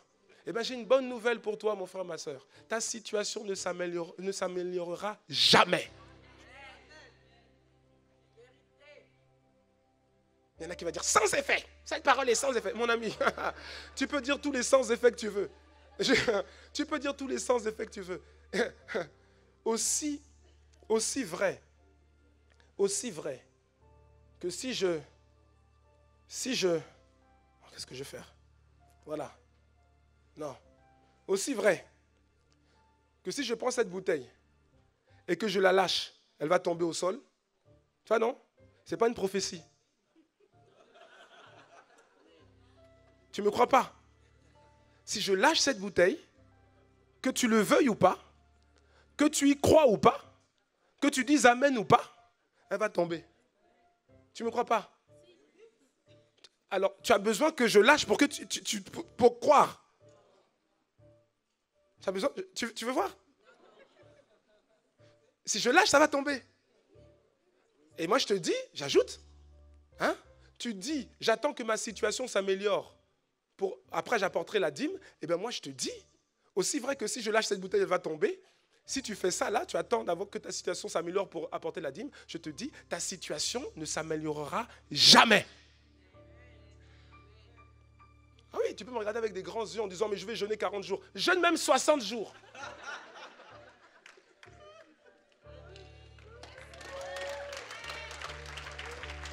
Parce que si c'était la solution, si jeûner c'était la solution, alors Dieu n'aurait pas dit apportez à la maison du trésor.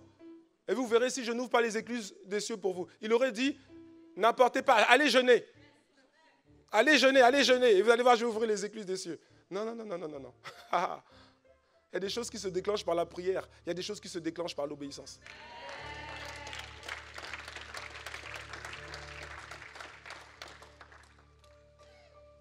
Tu as trop besoin de moissonner. Dans ta situation, tu as trop besoin de moissonner. Tourne-toi vers quelqu'un, dis-lui ta situation me préoccupe.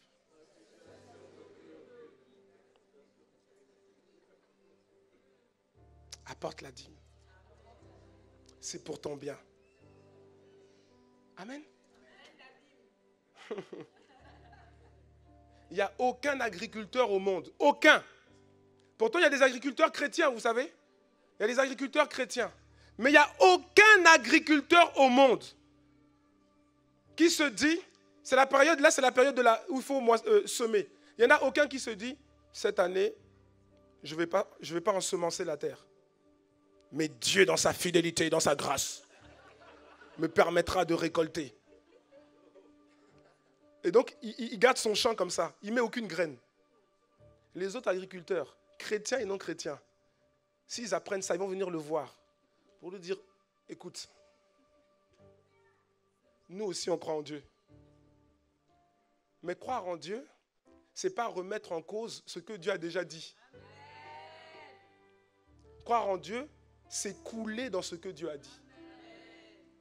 Si tu n'ensemences pas ta terre, tu n'auras pas de récolte. Même si tu pries, même si tu jeûnes, même si tu pries 2 heures sur chaque mètre carré de ta terre, tu n'auras pas de récolte. Parce que Dieu a déjà expliqué ça. Il explique qu'il y a des cycles qui ne changent pas. Amen. La nuit et le jour, l'été, l'hiver, la semence et la moisson. Tu veux moissonner? Dis à quelqu'un, tu as vraiment besoin de moissonner, toi. C'est-à-dire que tu dois semer. Amen. Dixième chose, on avance, 10e chose. C'est chaud, hein? Vous avez vu tout ce que vous dites lorsque vous retenez la dîme? C'est un long message, hein? Waouh! 10e chose, vous vous privez d'une récolte certaine, celle que Dieu voulait vous donner. Quand vous retenez la dîme, vous-même vous vous privez. Vous-même vous vous privez. Ce n'est pas Dieu qui vous prive, c'est vous-même qui vous privez. On a parlé de la loi de la semence et de la récolte. Vous ne voulez pas apporter la dîme, donc il n'y a pas de semence. Eh bien, vous vous privez d'une récolte certaine. Elle est certaine, dis à quelqu'un, elle est certaine. Elle est certaine parce que Dieu s'est engagé. Dieu s'est engagé. Ce qu'un homme aura semé, il le moissonnera. C'est Dieu qui a dit ça. Waouh. Si j'avais le temps, je vous aurais montré comment, en vérité, le revenu et la dîme sont toujours ensemble. Ils sont toujours ensemble. Le revenu et la dîme sont toujours ensemble. C'est ça que les chrétiens ne comprennent pas. Le revenu et la dîme sont ensemble. C'est comme s'ils étaient mariés. Ils font un. Si tu as un revenu, ça signifie quoi? Ça signifie que si tu as un revenu, il y a forcément une dîme qui doit sortir. Et si tu ne fais pas sortir de dîme, ça signifie que tu n'as pas de revenu. Si quelqu'un n'a pas de revenu dans cette salle, alors oui, il ne peut pas apporter la dîme, puisque la dîme découle du revenu. Si tu n'as rien, tu n'as rien. Ok, tu n'apportes pas. Je crois que nous tous, nous avons au moins un petit quelque chose. Et s'il y a un revenu, la dîme doit apparaître. Forcément. Onzième chose. Lorsque vous retenez la dîme, vous vous privez d'un glorieux témoignage de la fidélité de Dieu. Dieu voulait vous prouver sa fidélité. Il voulait vous prouver sa fidélité dans votre situation. Parce que comme j'ai dit tout à l'heure, il y a des frères et des sœurs, il y a des familles, il y a des couples. Mathématiquement, lorsqu'on regarde humainement, naturellement, mathématiquement, en donnant la dîme, normalement, c'est la catastrophe après. Oui, il y en a comme ça. Quand vous regardez mathématiquement, vous voyez, mathématiquement, 100, moins 10, après, tu peux plus, il y a quelque chose que tu ne peux plus faire. Tu ne peux plus payer le loyer, il y a quelque chose qui ne marche pas, mathématiquement. Et donc, quand tu retiens la dîme, en fait, tu te prives d'un glorieux témoignage de la fidélité de Dieu. Parce que Dieu allait te montrer sa fidélité. Comme il montre sa fidélité dans la vie de plusieurs frères et sœurs qui apportent la dîme, qui donnent leur dîme, malgré le fait que leur situation mathématique est encore pire que la vôtre. Mais comme Dieu est engagé, ça change tout. Mon frère, ma sœur, laisse-moi te dire une chose. Vaut mieux avoir 90% avec Dieu engagé dans ses finances que 100% sans Dieu engagé dans ses finances.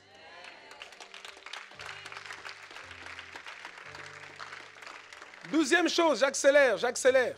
Douzième chose que vous dites lorsque vous retenez la dîme de Dieu. En fait, la deuxième chose, c'est quoi? C'est que vous vous placez vous-même.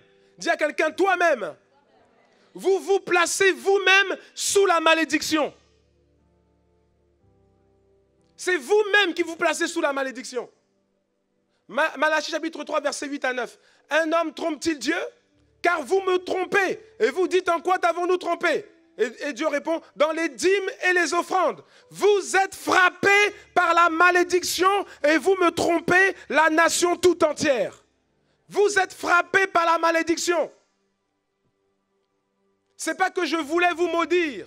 Ce n'est pas que je voulais vous maudire. Non, moi je vais vous bénir. Mais quand vous retenez la dîme, vous êtes frappés par la malédiction. Quand vous retenez la dîme, en fait, vous allez chercher vous-même la malédiction. Vous êtes des chercheurs de malédiction. La malédiction est là-bas, vous êtes là, et vous allez vous-même sous la malédiction. La malédiction est même étonnée. Ah bon, tu viens jusqu'ici? Même le diable est surpris. Tu as prié, tu as jeûné, une semaine de jeûne et prière, tu as chassé le diable, tu as détruit les œuvres des ténèbres, et puis le diable même il s'interroge. Ah bon? Mais ce n'est pas toi qui priais tout à l'heure. Maintenant, tu viens chez moi, tu viens dans la malédiction. Oui, j'arrive. C'est vous-même. C'est toi-même. Tu retiens la dîme, c'est toi-même qui vas sous la malédiction. Et puis après, tu oses, tu as l'ignorance spirituelle de prier en disant, au nom de Jésus, je brise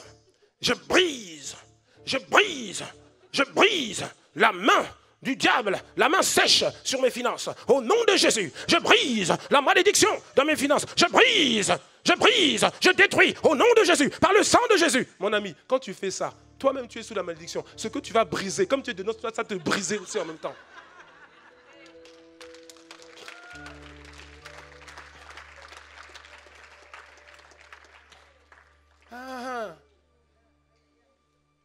Dis à un voisin, s'il te plaît, arrête les dégâts, apporte la dîme seulement. Dis-lui, arrête, apporte la dîme seulement. 13e chose, laissez-moi encore quelques minutes. 13e chose, vous vous privez,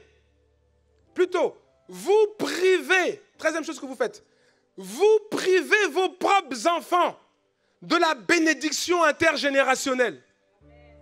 Quand vous retenez la dîme, vous privez vos propres enfants de la bénédiction divine intergénérationnelle. Hébreux chapitre 7, verset 6.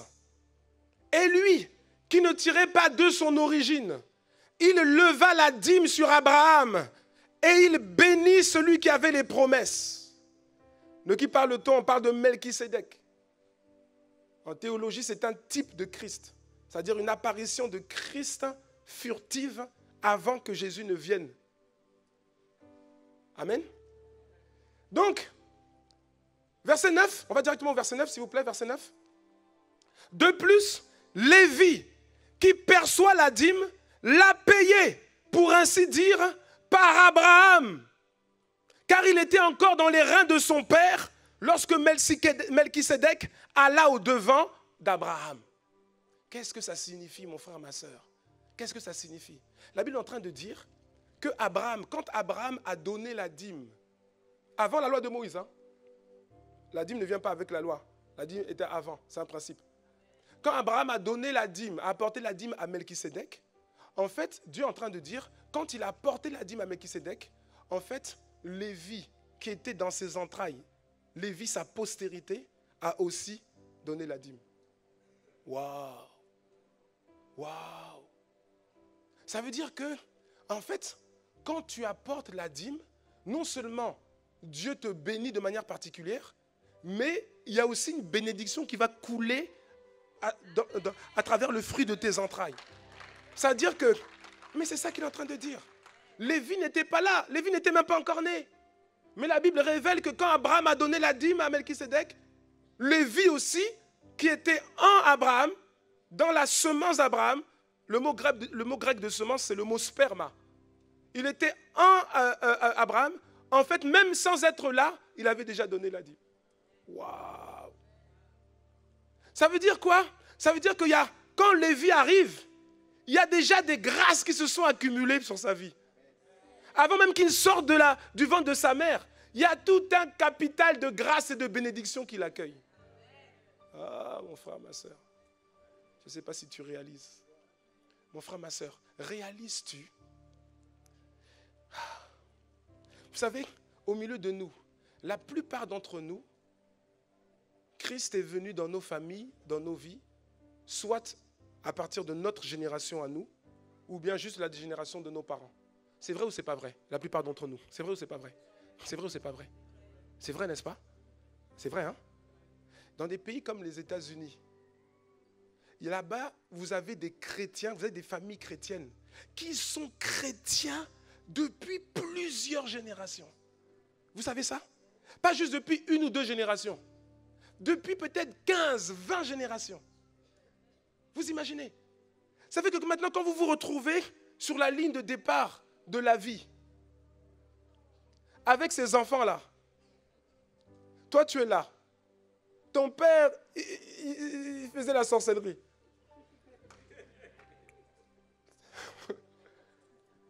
Il n'était pas en Christ. Mais toi, bon, tu es sauvé, tu es là, tu es là. Et puis à côté, tu as un autre frère, un Américain, chrétien, Brandon. Lui, ça fait déjà 20 générations que sa famille est en Christ. 20 générations de dîmes. Lui-même, il ne les a pas données, mais tous ses aïeux ont donné. Donc quand il arrive sur la ligne de départ de la vie, c'est-à-dire que Dieu vous aime tous les deux, il n'y a pas de problème. Mais sauf que lui, il a un capital de grâce. et de faveur qui fait que quand il passe devant, c'est-à-dire qu'il avance avec une fluidité incroyable. Et toi, tu te débats. Pourquoi? Parce que tu n'as pas le même héritage spirituel. Parce que tu dois déjà te débattre des liens de sorcellerie.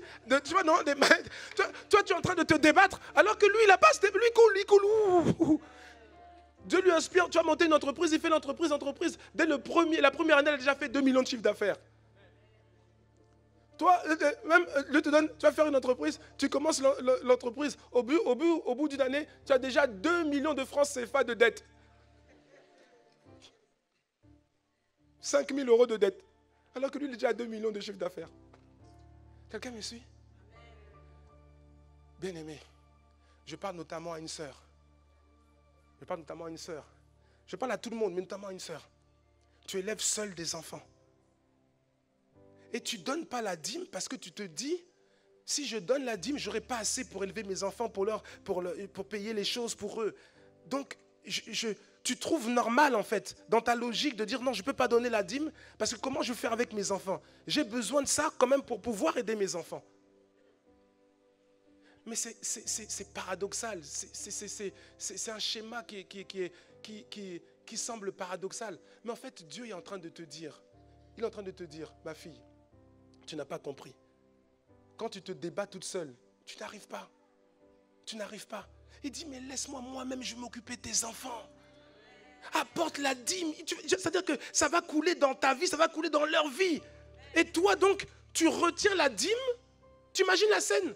Tu retiens la dîme parce que tu dis que tu aimes tes enfants pour leur faire du bien. Mais en même temps, tu les prives du bien que Dieu veut leur faire, qui est beaucoup plus puissant, beaucoup plus large, beaucoup plus profond que le bien que toi tu peux leur faire.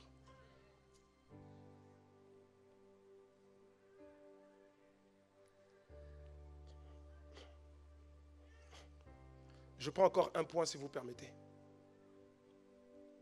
Ah, vous êtes calme, hein? Wow. Il y a déjà 13 SMS qui sont envoyés au ciel.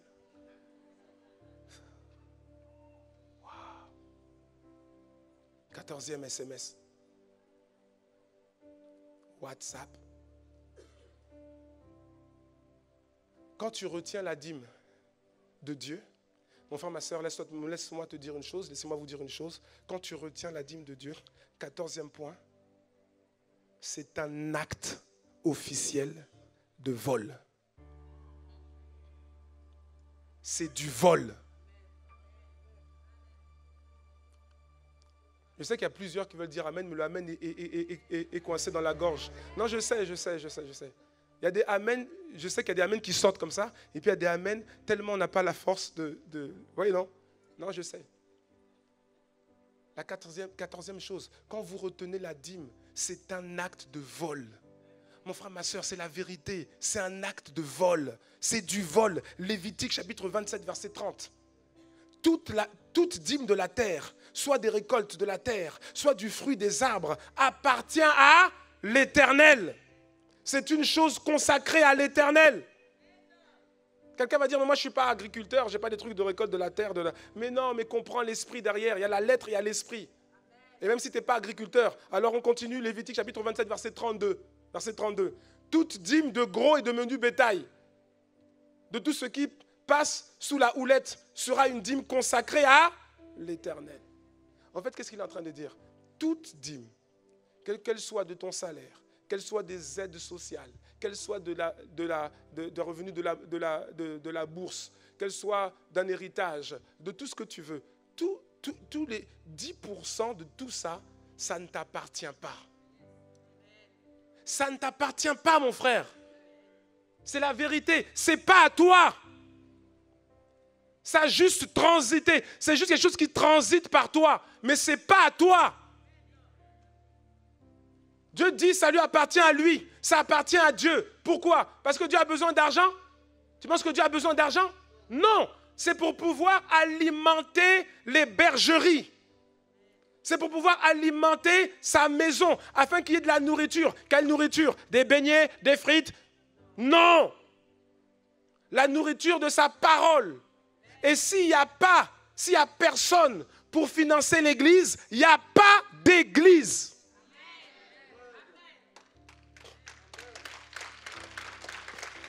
S'il n'y a pas de dîme, il n'y a pas d'église. Alors oui, on a expliqué hier que même si tu ne donnes pas la dîme, tu n'apportes pas la dîme, ton nom n'est pas enlevé, ton nom n'est pas retiré du livre de vie. Mais si tu ne donnes pas la dîme, ah mon ami, si tout le monde ne donne pas la dîme, il n'y a pas d'église, on arrête, on arrête. Gloire soit rendue à Dieu. Parce que malgré tout, dans cette salle, si cette église existe, si tu es assis sur une chaise telle que celle-ci, si ce bâtiment a pu être aménagé tel qu'il est aménagé, avec différentes salles, si on peut payer les factures, si on peut avoir des activités, c'est parce qu'il y a des personnes dans cette salle qui apportent leur dîme. Et si ces personnes arrêtent et font comme toi, si ces personnes arrêtent et font comme toi, au bout de 1 mois, on ferme l'église. Aïe, aïe, aïe, ouais. Dis à quelqu'un, c'est du vol. Vous savez, il y a des voleurs qui sont cravatés. Hein? Oui, le dimanche, il y a beaucoup de voleurs qui viennent à l'église. Dans cette salle-là, il y a des voleurs. Tourne-toi vers un voisin, ne lui dis rien, regarde-le seulement. Il y a des voleurs. C'est des voleurs de Dieu. Voler, ce n'est pas juste aller au magasin et puis prendre quelque chose. Non, non, non, non, non. Il y a des voleurs de Dieu. Il y a des voleurs, c'est des voleurs. Ça ne leur appartient pas. La dîme n'est pas à toi. Ce n'est pas à toi, c'est à Dieu. C'est le moyen que Dieu a voulu pour financer l'église. Ce n'est pas à toi. Il y a des gens, c'est des voleurs. Il est cravaté là, mais c'est un voleur. Bien parfumé, mais c'est un voleur. Oui, il y a des sœurs là, bien maquillées. Hein? Une voleuse maquillée. Sur talon aiguille. Une voleuse maquillée sur talon aiguille. Oui, oui. Et puis elle a fait ses tresses, ces trucs-là. Voleuse, une voleuse. Une voleuse. Mais elle est là, elle prie, hein. Elle prie avec vous, hein. Mais c'est une voleuse. Une vraie voleuse. Au ciel, on sait que c'est une voleuse. Mais toi seulement, tu ne sais pas. Mais au ciel, tout le monde sait que c'est une voleuse. Les anges savent que ça, elle, c'est une voleuse. Elle vole la dîme depuis. Ouh là là. Oh, oh. Donc quand on chantait tout à l'heure, quand on chantait, venez au synthé s'il vous plaît, venez au synthé. Quand on chantait tout à l'heure, mais je ne t'ai pas chassé, je dis de venir, tu pars. Ah non. Regardez, tout à l'heure quand on chantait, la voleuse elle chantait aussi avec nous. Le voleur il chantait aussi avec nous. Hein? Quelqu'un me suit ou pas?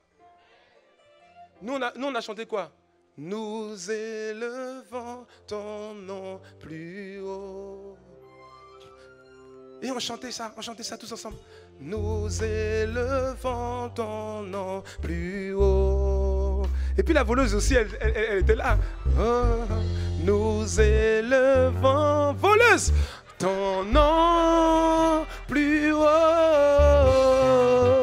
Comme un étendard dans les cieux. Et la voleuse, c'est-à-dire qu'elle amène des gens à l'église, hein, elle invite des gens à l'église. Hein. Oui, venez à l'église, mon église, c'est une belle église. C'est une belle église. C'est une belle église. Elle s'assied même sur une chaise. Elle n'a même pas payé 1 euro. Même pas amorti 1 euro. Mais la Bible dit que c'est de l'abondance du cœur que la bouche parle. C'est-à-dire que dans le ciel, on n'entend pas juste tes paroles. Le voleur et la voleuse, vous les entendez dire, nous élevons ton nom plus haut. Mais dans le ciel, ce n'est pas ce qu'on entend. Dans le ciel, on entend ce qu'il y a dans leur cœur. Ce qu'il y a dans leur cœur, dans le cœur de la voleuse. C'est ça qu'on entend. Du voleur aussi, hein, t'inquiète pas, c'est la même chose. Hein. Hein? Nous, on dit, nous élevons ton nom plus haut. Et la voleuse, c'est pas le même son qui monte. Elle est lui, le voleur, la voleuse. Elle, c'est plutôt.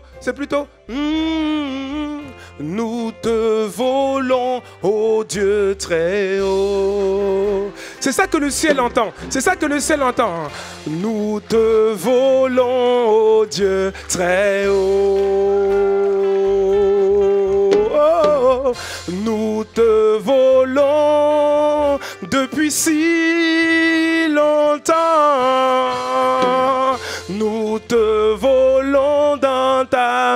son. Dis à quelqu'un, arrête ce chant. Arrête ce chant. Arrête ce chant. C'est le chant d'un voleur. C'est le chant d'une voleuse. Quand tu n'apportes pas la dîme de Dieu, la dîme ne t'appartient pas. Quand tu ne l'apportes pas, tu voles. Tu voles Dieu. Merci frère. Tu voles Dieu. Quelqu'un me suit ou pas? C'est du vol. C'est du vol. Dis-moi, aïe, aïe, aïe. Excusez-moi, je ne peux pas partir sans terminer avec un point. Là, on en a fait combien? 14, n'est-ce pas? Au total, il y en a 20. Mais bon, comme on n'a pas le temps, je ne peux pas tout voir. Mais il y a un point quand même, mon frère, ma soeur. Il y a quand même un point. Mais quand l'avion atterrit, tu vas rester dans l'avion, pourquoi? L'avion atterrit. Il faut sortir. Amen.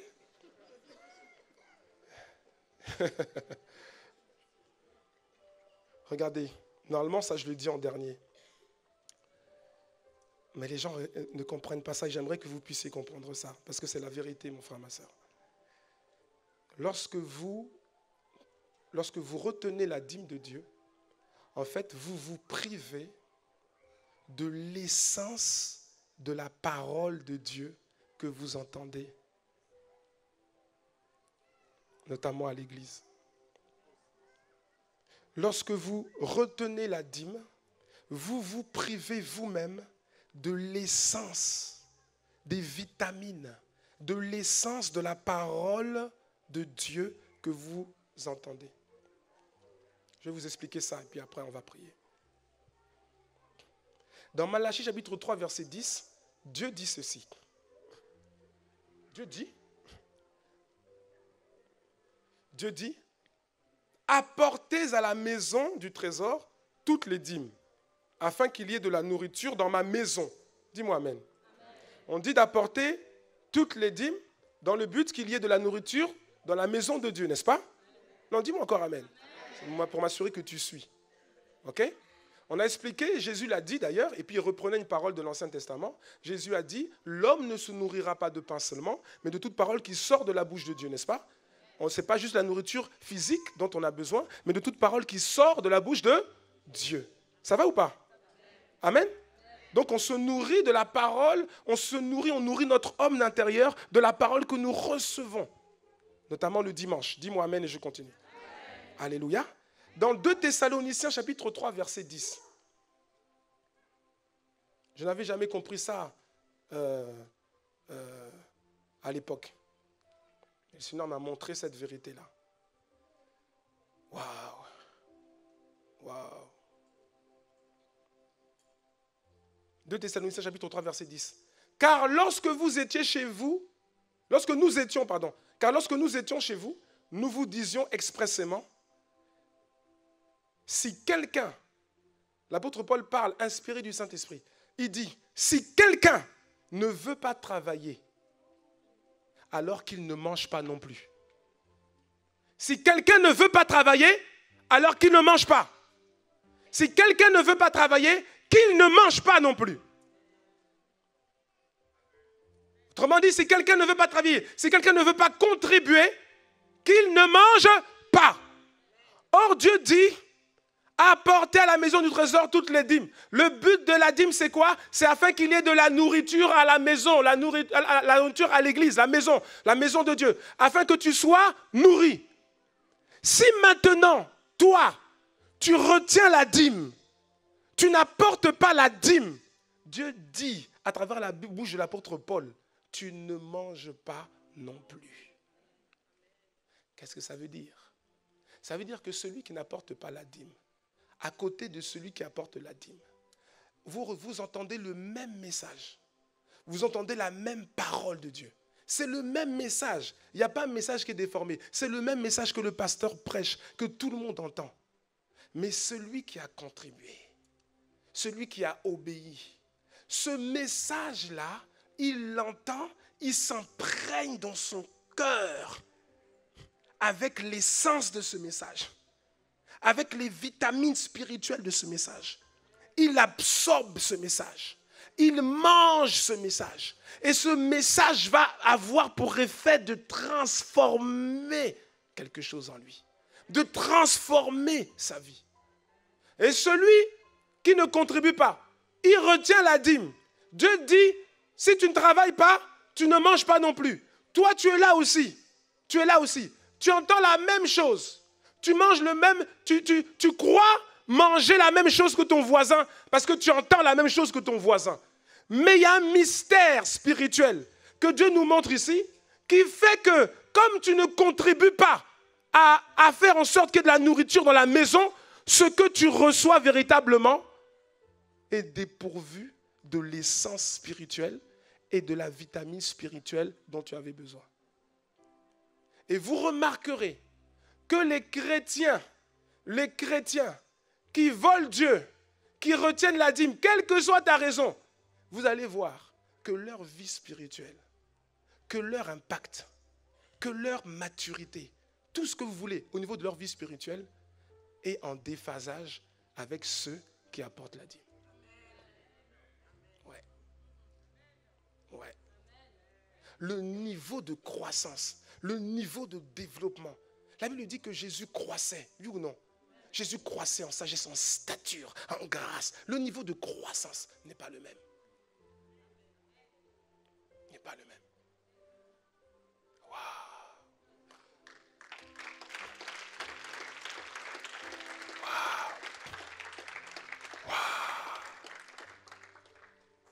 Tu es calme, hein? Wow. Et comme vous avez demandé, je termine avec ça, avec ce dernier point. Lorsque vous retenez la dîme, vous empêchez l'Église de fonctionner correctement. Ouais. Vous empêchez l'Église de fonctionner correctement. Vous empêchez l'Église qui vous bénit de fonctionner correctement. Pourquoi? Parce que vous privez l'Église du revenu légitime que Dieu a prévu pour financer les activités de l'Église. Et le revenu que Dieu lui-même a prévu pour financer l'Église, c'est la dîme. C'est pour ça qu'il dit apportez à la maison du trésor toutes les dîmes afin qu'il y ait de la nourriture dans ma maison. Et quand vous volez Dieu, quand vous retenez la dîme, vous privez l'Église du revenu auquel elle a droit, du revenu légitime que Dieu avait prévu qu'elle ait. Et ce faisant, ça va être le dernier verset pour aujourd'hui. Ce faisant, quand vous faites cela, vous ne réalisez même pas, frères et sœurs, vous ne réalisez même pas que vous fermez vous-même, vous fermez vous-même le ciel sur votre vie. Et c'est ce que Dieu révèle dans Agé, chapitre 1, verset 9 à 10. On va s'arrêter avec ça. Agé, chapitre 1, verset 9 à 10. Vous comptiez, Dieu parle. Dieu parle. Mais il ne parle pas aux païens, il parle à ses enfants, il parle à son peuple. Il dit, vous comptiez sur beaucoup, et voici, vous avez peu. Vous l'avez rentré chez vous, mais j'ai soufflé dessus. Pourquoi? Il explique pourquoi. Tu es enfant de Dieu, tu comptais sur beaucoup. Il y a plein de promesses dans la Bible. Tu comptais les vivre, tu comptais sur beaucoup, mais finalement tu as peu. Et ce peu-là, qu'est-ce que tu as fait? Tu as rentré ça chez toi, que pour toi. Mais Dieu dit, moi, j'ai soufflé dessus. Pourquoi? Maintenant, il explique pourquoi, dit l'Éternel des armées. À cause de ma maison. À cause de mon église. À cause de ma maison qui est détruite. Tandis que vous vous empressez, chacun pour sa maison. Chacun pour lui-même. Chacun pour ses propres intérêts. Et à côté, ma maison est détruite. Ma maison est délabrée. C'est pourquoi, verset 10, c'est pourquoi les cieux vous ont refusé la rosée et la terre a refusé ses produits. Au lieu d'apporter la dîme, comme je vous l'ai demandé, pour que ma maison se porte bien, pour que ma maison puisse continuer à gagner des vies, à dépeupler l'enfer, à sauver des vies et à transformer ces vies, vous gardez ça pour vous. Et vous privez ma maison du revenu légitime que j'avais prévu pour elle. Est-ce que quelqu'un me suit?